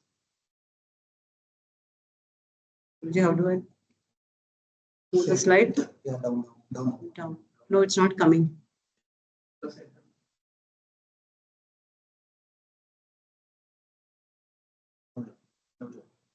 Okay. No problem. It's the same. Okay. So Brahmaji, he came down to convince Priyavat to come and accept the material life. And then he gives us reasons. He says that nobody can defy the Lord's order, neither Shiva nor Narada, or nobody can defy his orders. The Lord's order is unavoidable by means of any of your powers, like power of austerity, yoga, intelligence. No one can avoid the Lord's order. Then further, the jiva's dependence on the Lord's order.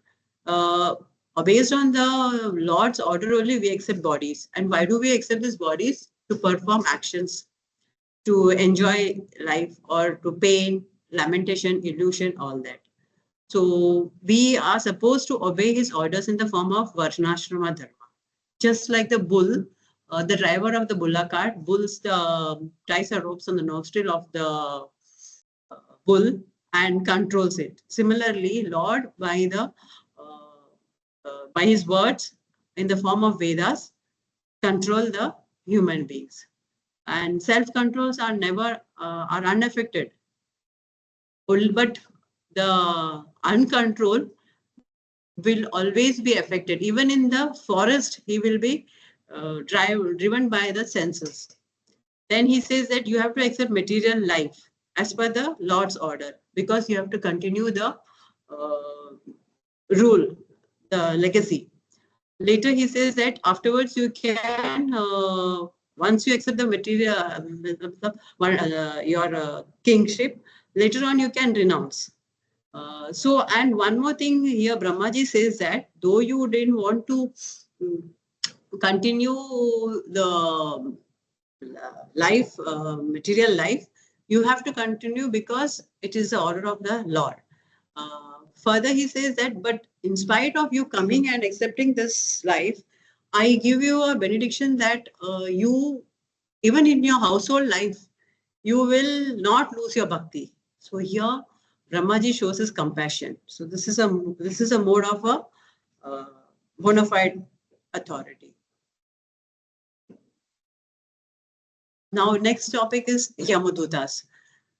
Yamadutas, how, because the topic is that these four personalities. One is Brahmaji, second is Yamadutas. So as I'm coming to the topic of Yamadutas. So here Yamadutas were surprised as to why the Vishnudutas are protecting the sinful Ajamila. He has committed all sorts of sins, yet Vishnudutas are protecting him. And the Vishnudutas forbade with resounding sound and threatened to punish the Yamadutas. Then this Vishnudutas put in powerful questions to the Yamadutas, like what is the meaning of dharma? What is the symptom of adharma? Process of punishment, and who are the actual candidates for punishment? So they have asking the questions, what is the authority under which you are trying to take the sinful Ajamila?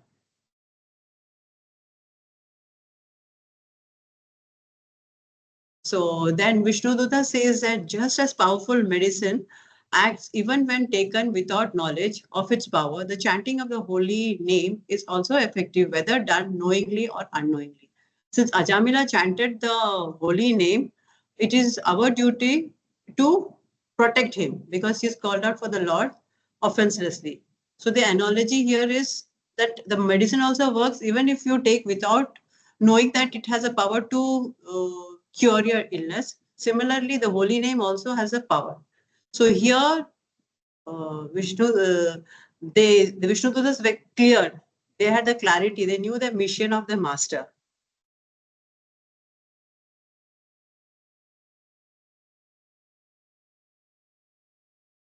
Now, Yamaraj.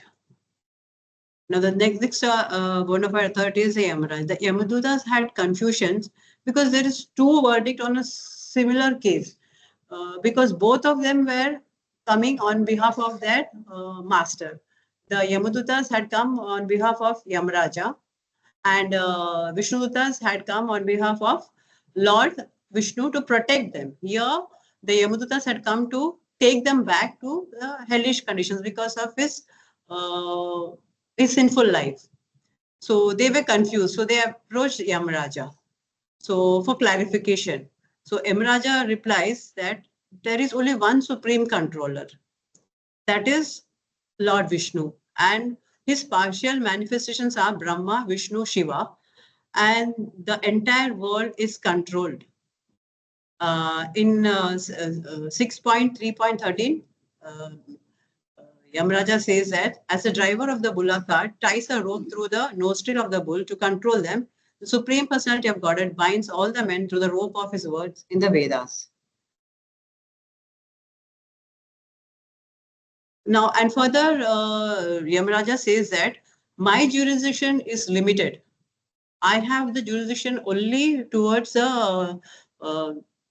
moving human individuals, and that too, in that also my limitation is there, that I only I have the jurisdiction over the people who have done sinful, who have led a sinful life, and not others. The pious people cannot be touched by me. So my jurisdiction is limited, whereas the jurisdiction of Lord is for Chara, Achara, everyone comes under his jurisdiction. So he was clear on this aspect that the Yamadutas cannot touch the Vishnu, the pious people. Then real religious principle is enacted by Lord. Dharmastu Bhagavad Pranita. Then he further says that there are 12 Mahajanas who knows the Bhagavad Dharma. The Vishnu Dutas have less power than the Lord. The Vishnu Dutas are no less powerful than the Lord. They resemble the Lord in bodily features, transcendental nature, and in all ways they are as pious as Lord. Vishnu is above Yamaraj. So the Vishnu Duta has to be naturally above them. Therefore, persons protected by Vishnu Dutas cannot be touched by them. So here, Yamaraj gives a clear picture why this Yamadutas cannot take away the soul of Ajamila. Now, and then he has one more, he was very considerate and compassionate towards his subordinates, and he addresses them as Putraka, because he understood the emotion of the Yamadutas, because they could not obey the master's order. They could not do that. So they were feeling ashamed. So they approached their master. So Yamraj, as a master, understands their predicament and addresses them as Putrakas, saying that, yes, you're correct. And further, he was clear about his position, Yamraj, that though I appear to be supreme for you all, controller, I have no control. So he didn't have any false superiority. He says that, and one more nature of his can be seen, that he was humble. At 6.3.20, he says, Swayambhur Narada Shambhu Kumaro Kapilo Manu Pralado Janako Bhishmo Balir Vaya Sakir Vayam. Vayam means I. He is addressing himself as at the last.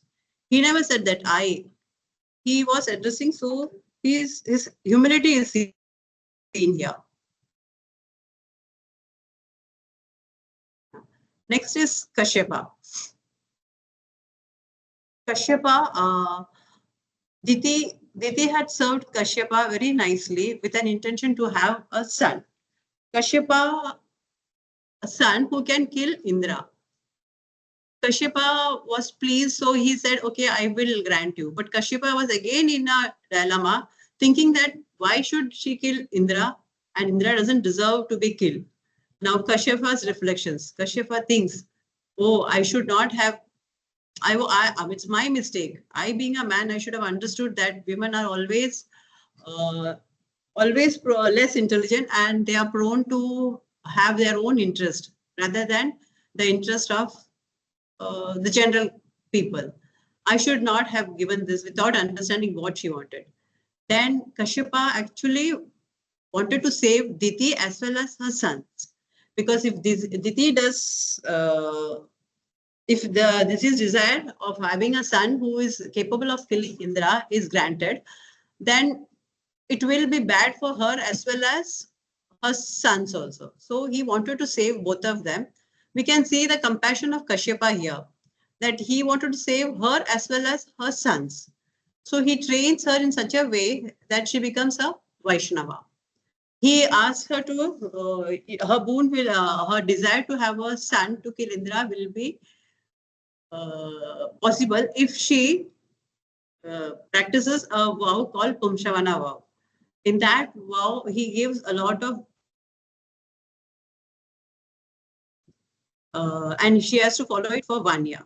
If she's able to follow it for 1 year, she will get a son who can kill Indra. If she fails in that, that son will be favorable to Indra. That means it will be a contradictory result. So she follows it for a year, but in between she makes some mistakes. And the result, as you all know, she got 49 maruts. Her womb was, Indra tries to enter a womb and kill the child, but she gets 49 maruts, that is demigods.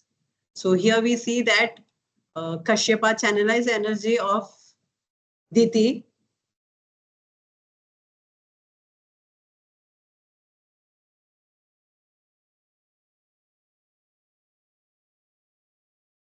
Now we see here each of this character had compassion in them. We saw Brahmaji, he was compassionate towards people in general, as well as towards Priyavarta also, because he gave his boon also. And similarly, we saw about Vishnu Dutas who were clear in the mission of their master. Then we saw how Yamaraja was humble. In fact, all of them were humble, because we can see even Brahmaji came down to Priyavarta. Then Vishnu Dutas, they were not, they clarified, they cleared to the Yamadutas by giving them the questions that why you think that they should be taken. So they questioned him also properly. Then we saw Kashyapa and humility of Yamraja in giving his name last, and even addressing his subordinates in such a humble way and clarifying to them. Then we saw how Kashyapa channelized the energy of his subordinate and made her into a Vaishnava. Now here, bona fide authority is an embodiment of all these qualities. Prabhupada nicely says, one who represents someone else must fully know that person's mission. The devotees in Krishna conscious movement must therefore be fully aware of the mission of Krishna and Lord Chaitanya. Otherwise, they will be considered foolish. I think in Krishna conscious movement, we should all be knowing the purpose of Krishna and Chaitanya Mahaprabhu. This is what I felt that we should be all, at least I should be focusing on. We should not deviate from the main mission of Prabhupada, which is Krishna and Chaitanya's teachings. And here my realization is One can please the Lord under the direction of a bona fide spiritual master. And if one does so in his life, then his life is perfect. Hare Krishna.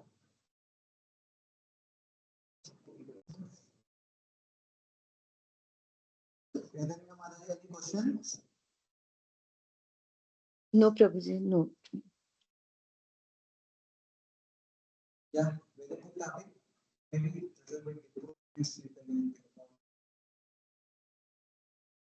all there is a difference between preacher and authority.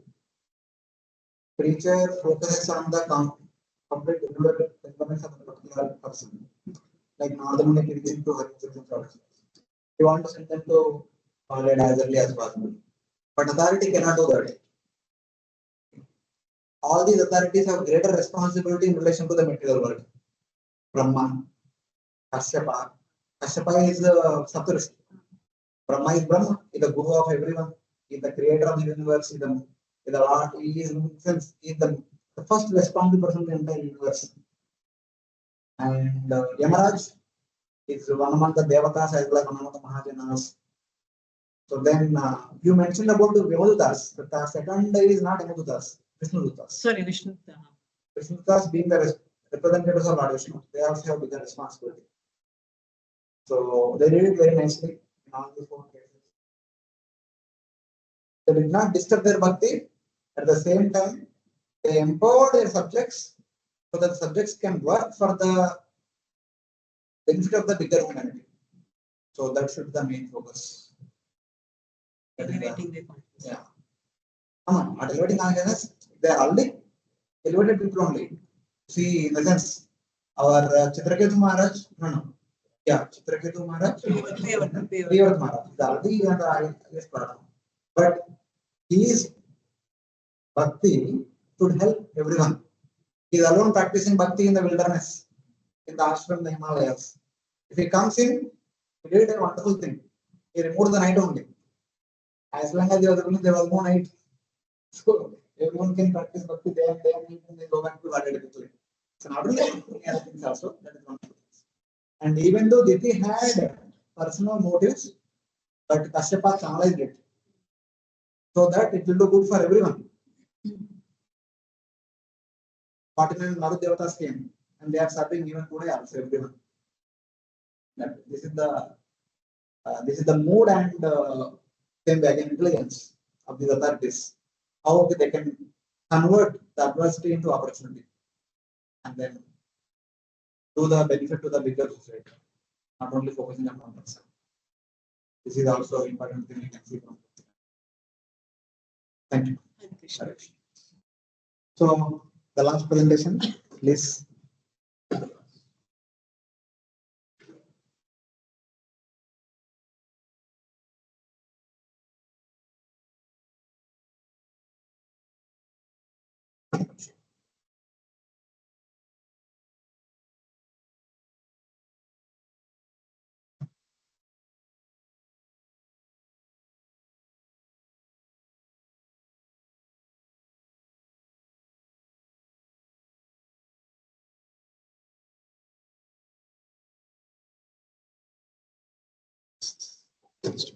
No, not to worry.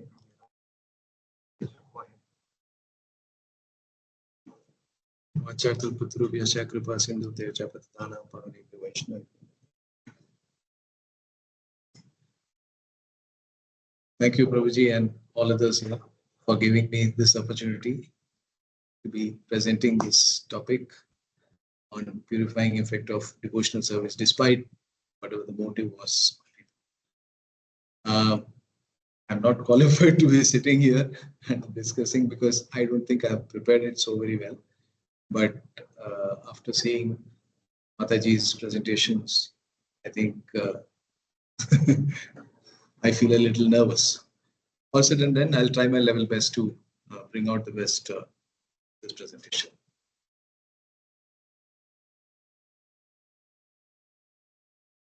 So, pure devotional services without any aspiration and without desire for material profit. Pure devotional services without aspiration and without desire of material profit. Bhakti Rasamrita Sindhu 1.1.11 defines pure devotion as Anya Vilashita Shunyam Jnana Karmadhi Anavritam Anukulena Krishnanu Shilanam Bhakti Ruttama. So one should render transcendental loving service to the Supreme Lord Krishna favorably without desire to for material benefit or gain through fruitive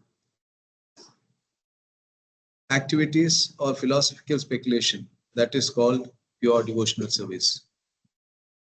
So the motive that people used in, I'm talking about three personalities here. Basically, one of them is Ajamila himself, about whom a lot has been talked about here.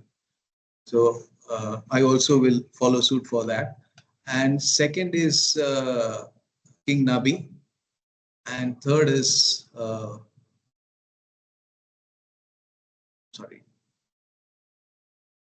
Diti. Again, about whom things have been talked about here. So worship of Supreme Lord for material gain is actually not approved by authorities here. So having said that, but Lord himself says, Chaturvidha bhajante ma janasu kritino arjuna artho jitnasur arthati jnani cha bhartarsava. O best among bhartas, four kinds of pious men. Basically, they are the people who are distressed, the desire of wealth, inquisitive, and who is searching for knowledge of absolute. They are the persons who come to Supreme Lord for devotional service, and under different conditions, but he is welcoming all of them also. These are not actually pure devotees. They are all desiring to get something from the Lord. So with all that also, Lord is ready to accept them.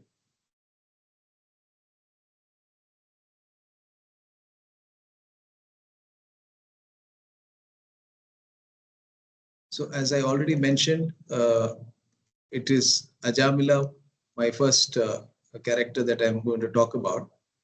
So earlier life, a Brahmana by birth, and somebody who has learned the scriptures and stuff like that, and through devotional service in his life, in childhood. So he is grown as a Brahmana also, not just by birth, not like today's world. But I think he has done all that and he's seen that.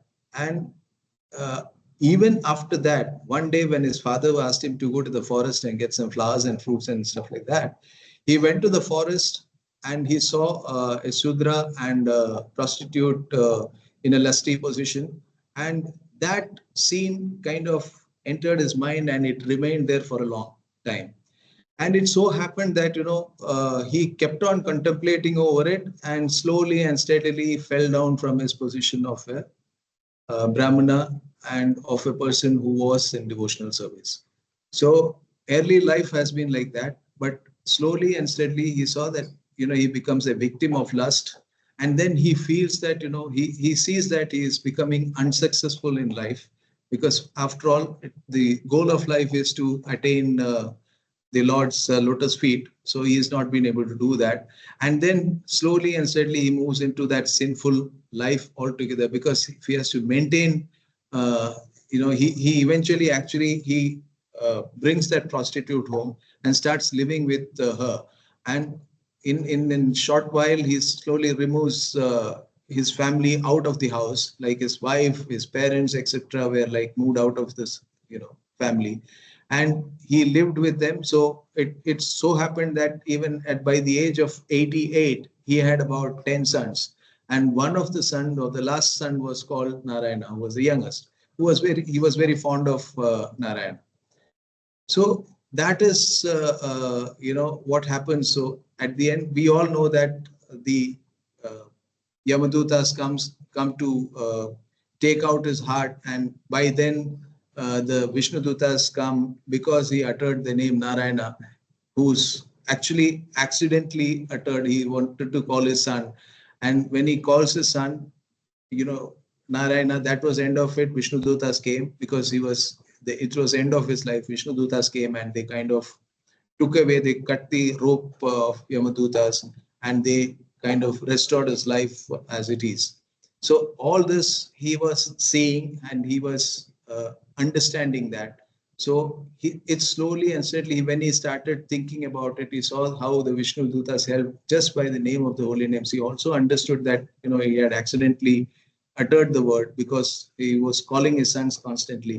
So this made Vishnu Dutas help him at that time, and that's how we realized how important it is for him to kind of chant the holy name, and which changed his life. At least at that time, he realized, and he moved to Haridwar to perform, or went to Vishnu temple and slowly moved his, transcendental, his life in the service of the Lord, and slowly went home back to Godhead.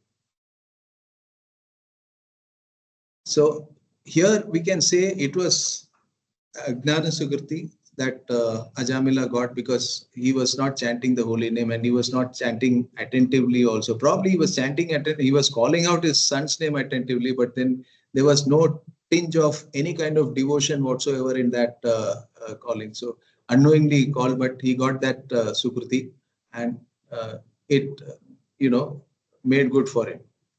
And he then regretted not performing his duties as a husband or as a son. And also that, awareness of sins and committed, sins committed and the results that he went to. Finally, then he goes to Haridwar. Our second character of the story is King Nabi. So who actually is the son of Agnidhara and grandson of Priyavrata.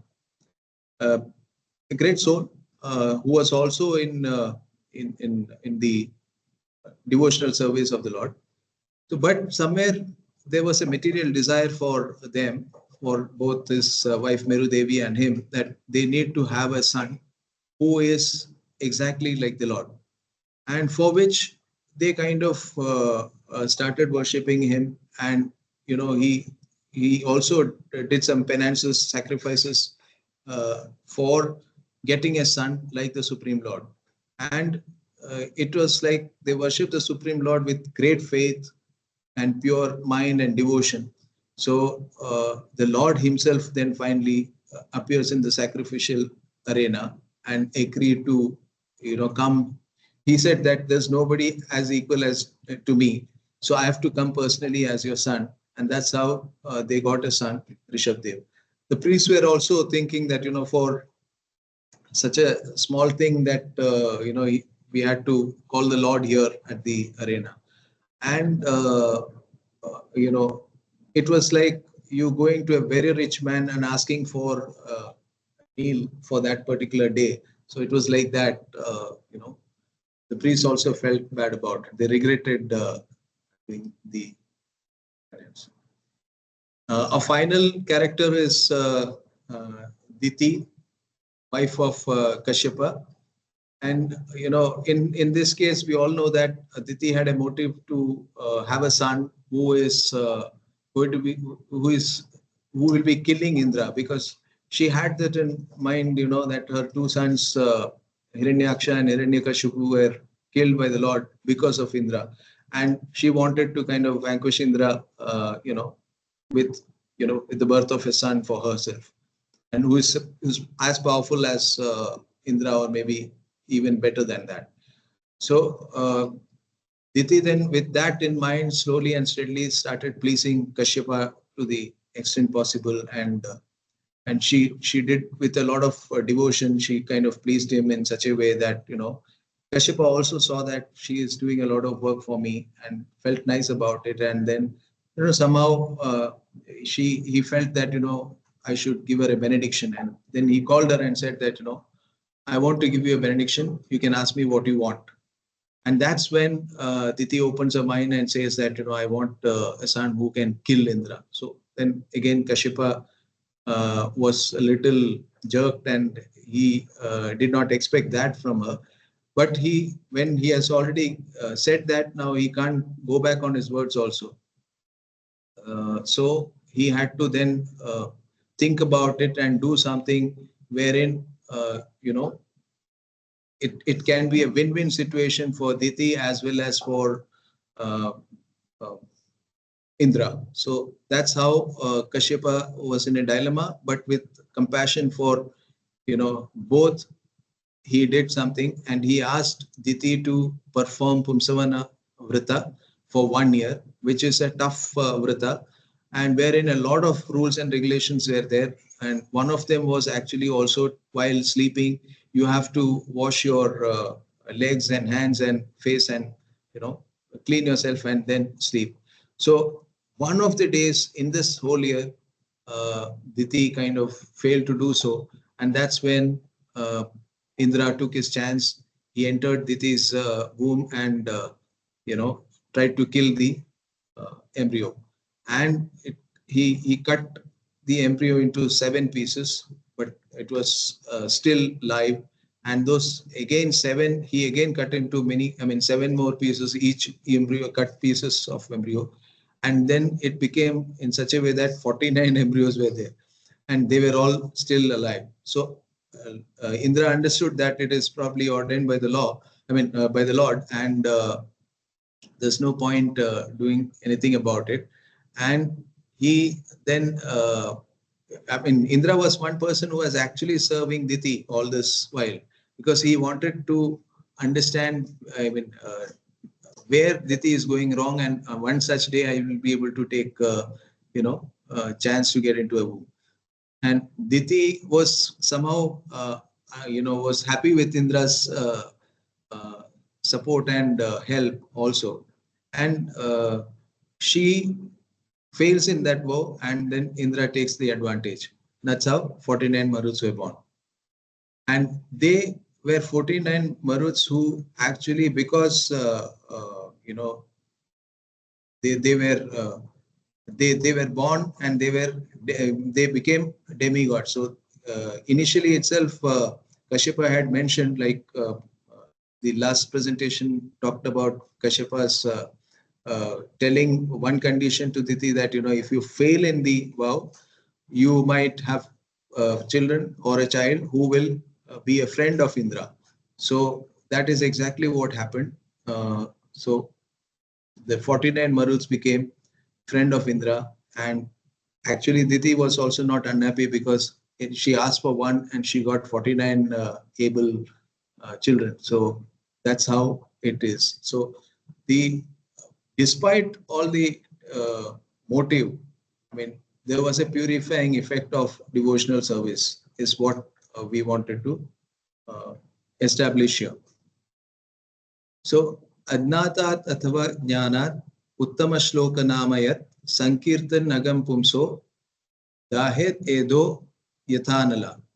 Just as fire burns dry grass into ashes, similarly holy name of the Lord, whether chanted knowingly or unknowingly, burns to ashes all the reactions of one's sinful activities. And Srila Prabhupada's purport also says, fire will act, whether it is, regardless of whether it is handled by an innocent child who doesn't know what fire is all about, or if it is done by a person who actually knows about fire and its qualities, it will burn the grass into ashes. So similarly, one may or may not know the power of chanting the Hare Krishna mantra, but if one chants the holy name, he will become free from all sinful reactions. Hare Krishna.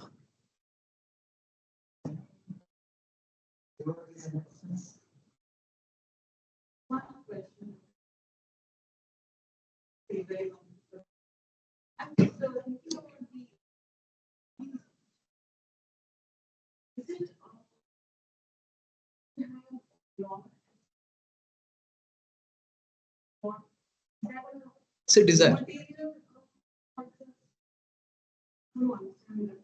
In this case, it was a material desire.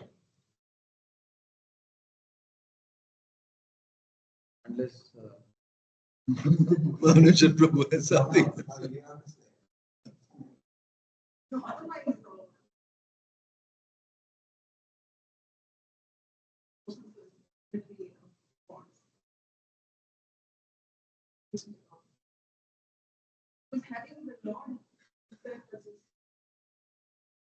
of the three sets. Correct. So I was just thinking, Actually, I wanted to also talk about Ajamila's case here, which I think Prabhuji has already explained to us. He chanted without faith. What will happen if one chants with faith?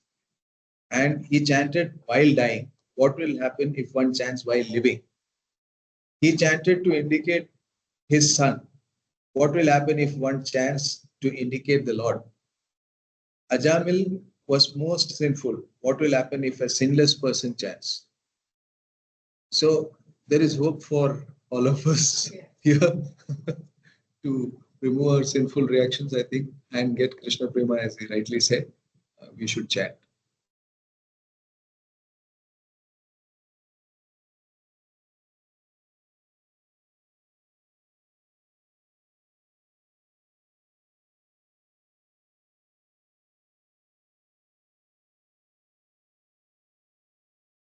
It will be like from the liquid.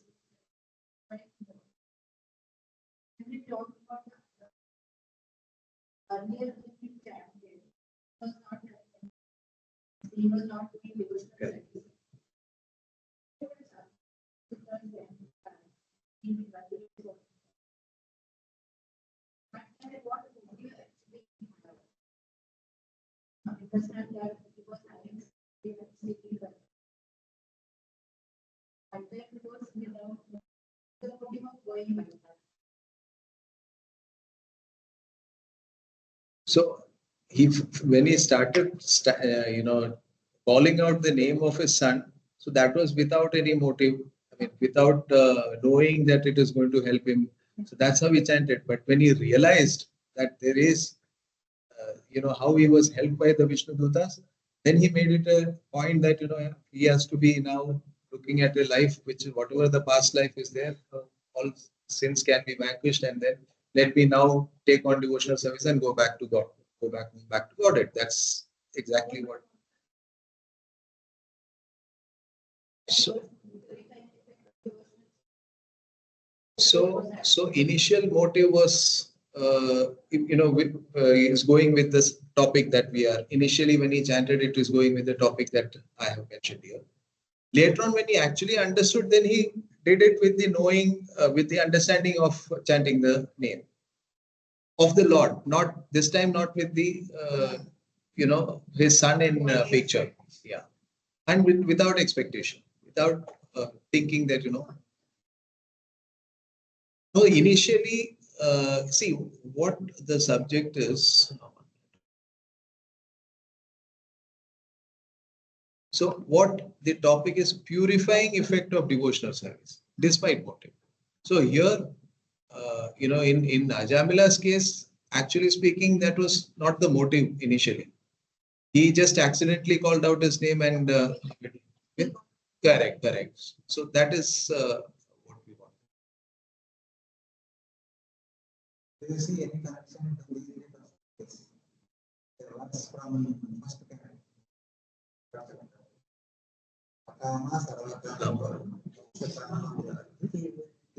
Bhakti Yogena. There is some connection between that words and these three personalities.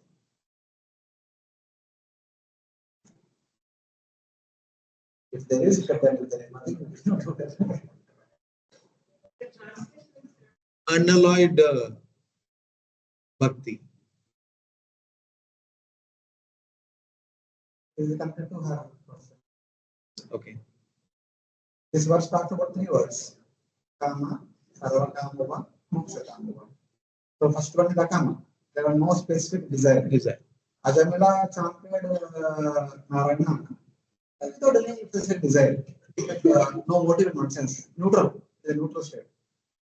And Sarva Kama, she had a perfect motive. The two, personal motive, a personalized perfect motive. Selfish, personalized, comes under category of Kama. And then Moksha Kama. In one sense, our Nadi, though having a desire to have a son who is the Lord himself, we cannot categorized as material desire.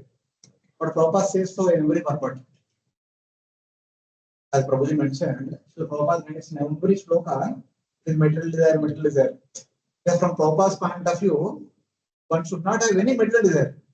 Even Prabhupada goes to say that even if you want to go back to God, also is a material motive. It is also motive.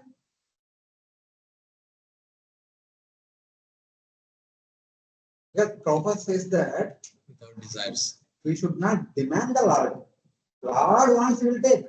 But what we should ask, Prabhupada actually not even that. Prabhupada is a preacher. He speaks from the preacher's point of view. Preacher's motive is like Prahlad Maharaj. Oh Lord, I don't want to come to your world, your spiritual world. I want to stay here because my conditions also. I have to see all of them getting delivered. That is the preacher's mode. So the Prabhupada is like a person like that category. He does not even allow having the Lord as one son, having a desire to go back to God. Prabhupada says them also as material motive. So that is Prabhupada's mode. Some people follow something. This is moksha kama, we can say. In Nabi, having Lord as the son is then could be considered as an example of moksha kama. Either you are going to the Lord or Lord coming to you. Both are somewhat same. You go to the Lord, you become establish yourself in some of the relationships. Dasya, Sakya, Vasalya, Madhurya. And you are here, you are inviting Lord to your home in a specific relationship, Vasalya. So that is like moksha kama. So in that way, we can see the connection. While making the topic, I thought of it, but I forgot. Just while speaking, I just remembered.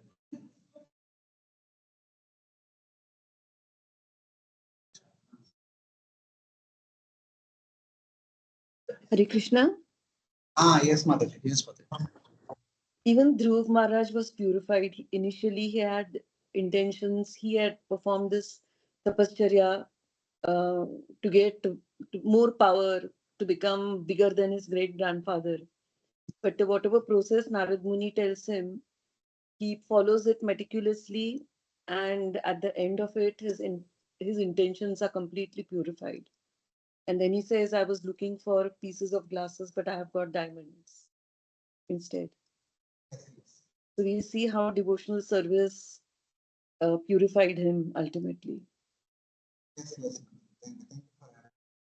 So this is how. Even with the, just to conclude, even we may approach the Lord with full of motives, like Diti did. Of course, Diti did not approach the Lord directly. It was Kashyapa tricked her. So that she will also get a positive benefit. Or it is like Nabi, who wants Lord himself as his son. And Ajamila, he does not know anything, but still knowing and unknowingly did some bhakti. Ajna Suprati. So in any case, bhakti is powerful, bhakti is potent, bhakti can act. Whether we approach bhakti with positive intention or negative intention with no intention, but bhakti will act. Ajnana, Atama some shloka kirtan, so that is the potential of bhakti. So knowingly or unknowingly if you do, bhakti acts. That's why the Prabhupada says that somehow or other connect everyone to Krishna. Now Janmashtami is coming up.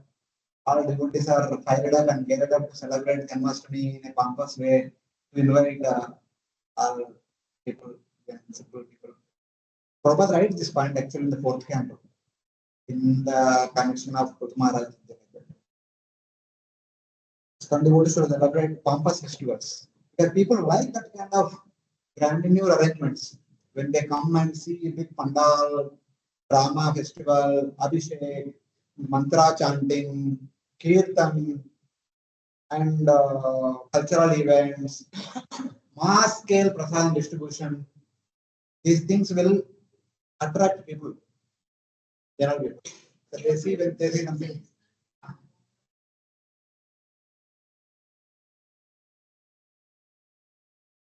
So like that.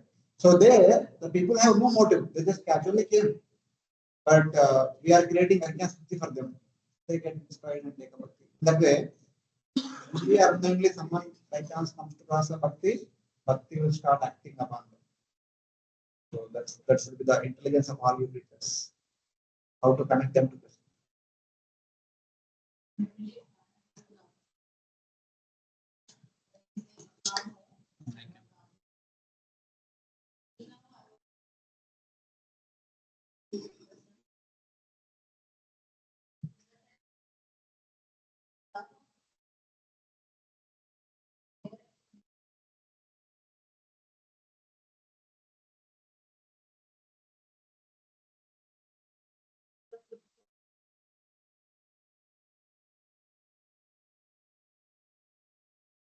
Sanskrit is such a nice gentlemanly language. Word can be same. According to context, we can use the meaning. In Bhagavad Gita, there is a word, akarma. Karma, akarma, vikarma. So the Prabhupada translates akarma as bhakti activities. Whatever bhakti activities you do, that will not have any reaction. That is called akarma. But other acharyas use akarma as not performing one's prescribed duties. Karma means performing one's prescribed duties. Vikarma means performing sinful activities. Akarma means not performing one's prescribed duties, at the same time not performing sinful activities also.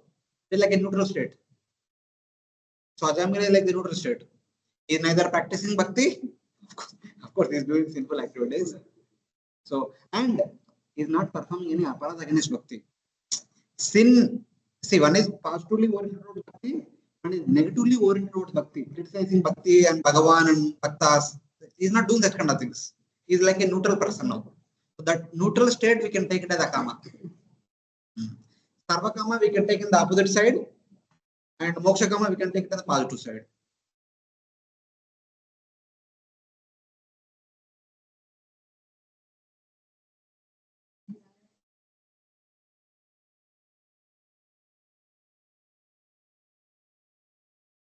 So the Prabhupada says so because the preacher, from his point of view, said like that. But in our classes, we never discussed that.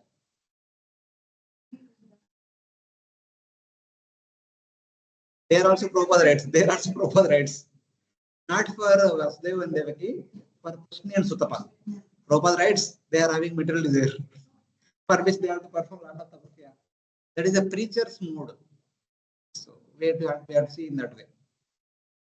But ultimately, one is want to have the Lord as their son. But they did not say that Lord as a son.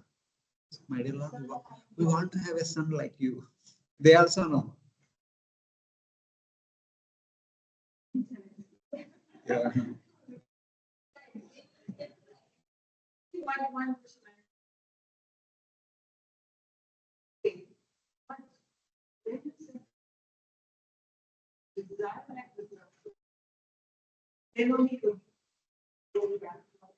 Also, our Lord teaches us not to even have that, not to even desire to like different Nadanam, nadanam.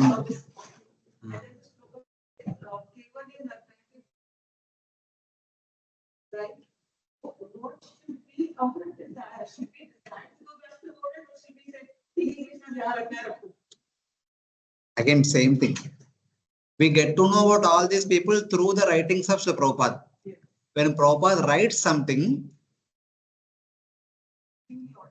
no, not yet keeping the audience.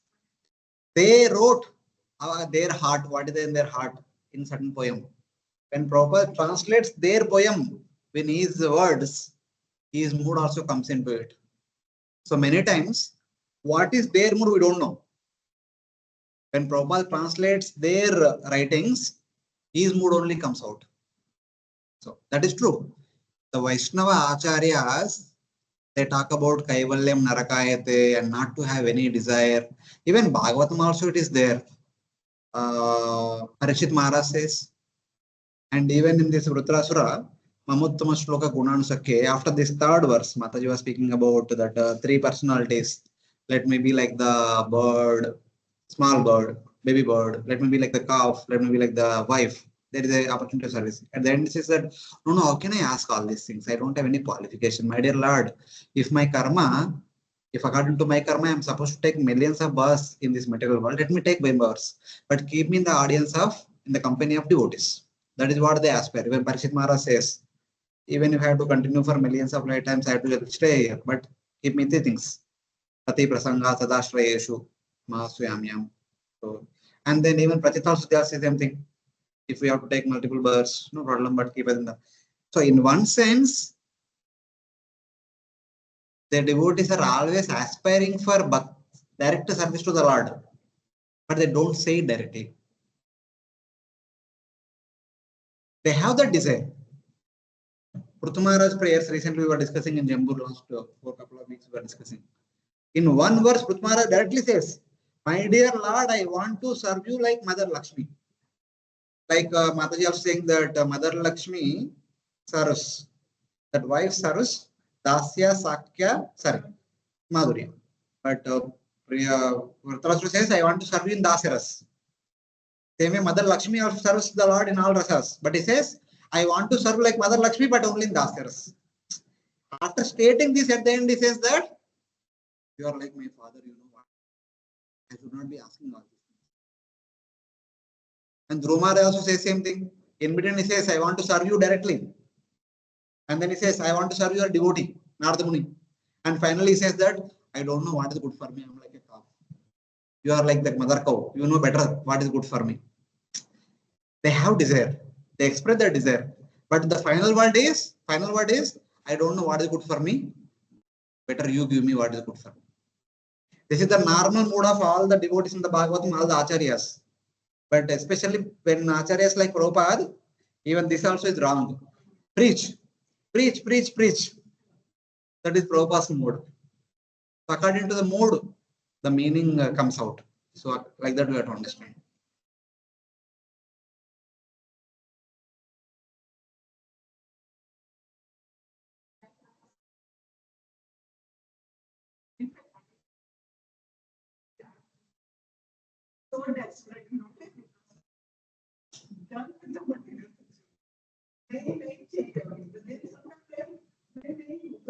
That is there, but as of now, our desire is because of frustration. But that should transform. The desire should be out of desire, out of longing, not should be out of frustration. Having the desire is good, but the motive should be positive, not should be frustrated by the negative things. So, but anyway, thank you very much.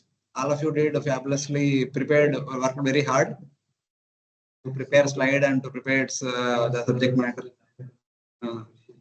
So thank you very much. You did most of the requirements for Bhakti Vaibhav, and those devotees are still pending with some of the pending things. Take 1 week or 10 days, try to complete, so that we will be done with our Bhakti Vaibhav requirements. Yes, Prabhu. Third canto, fourth canto is still pending. To the needful. Okay.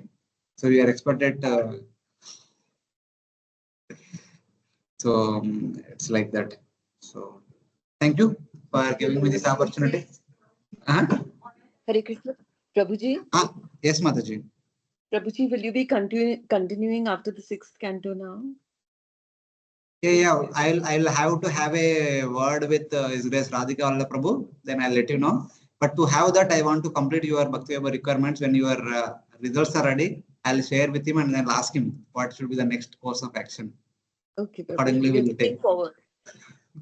We are really looking forward to some decision on this, to hearing you from 7th canto onwards. We'll see.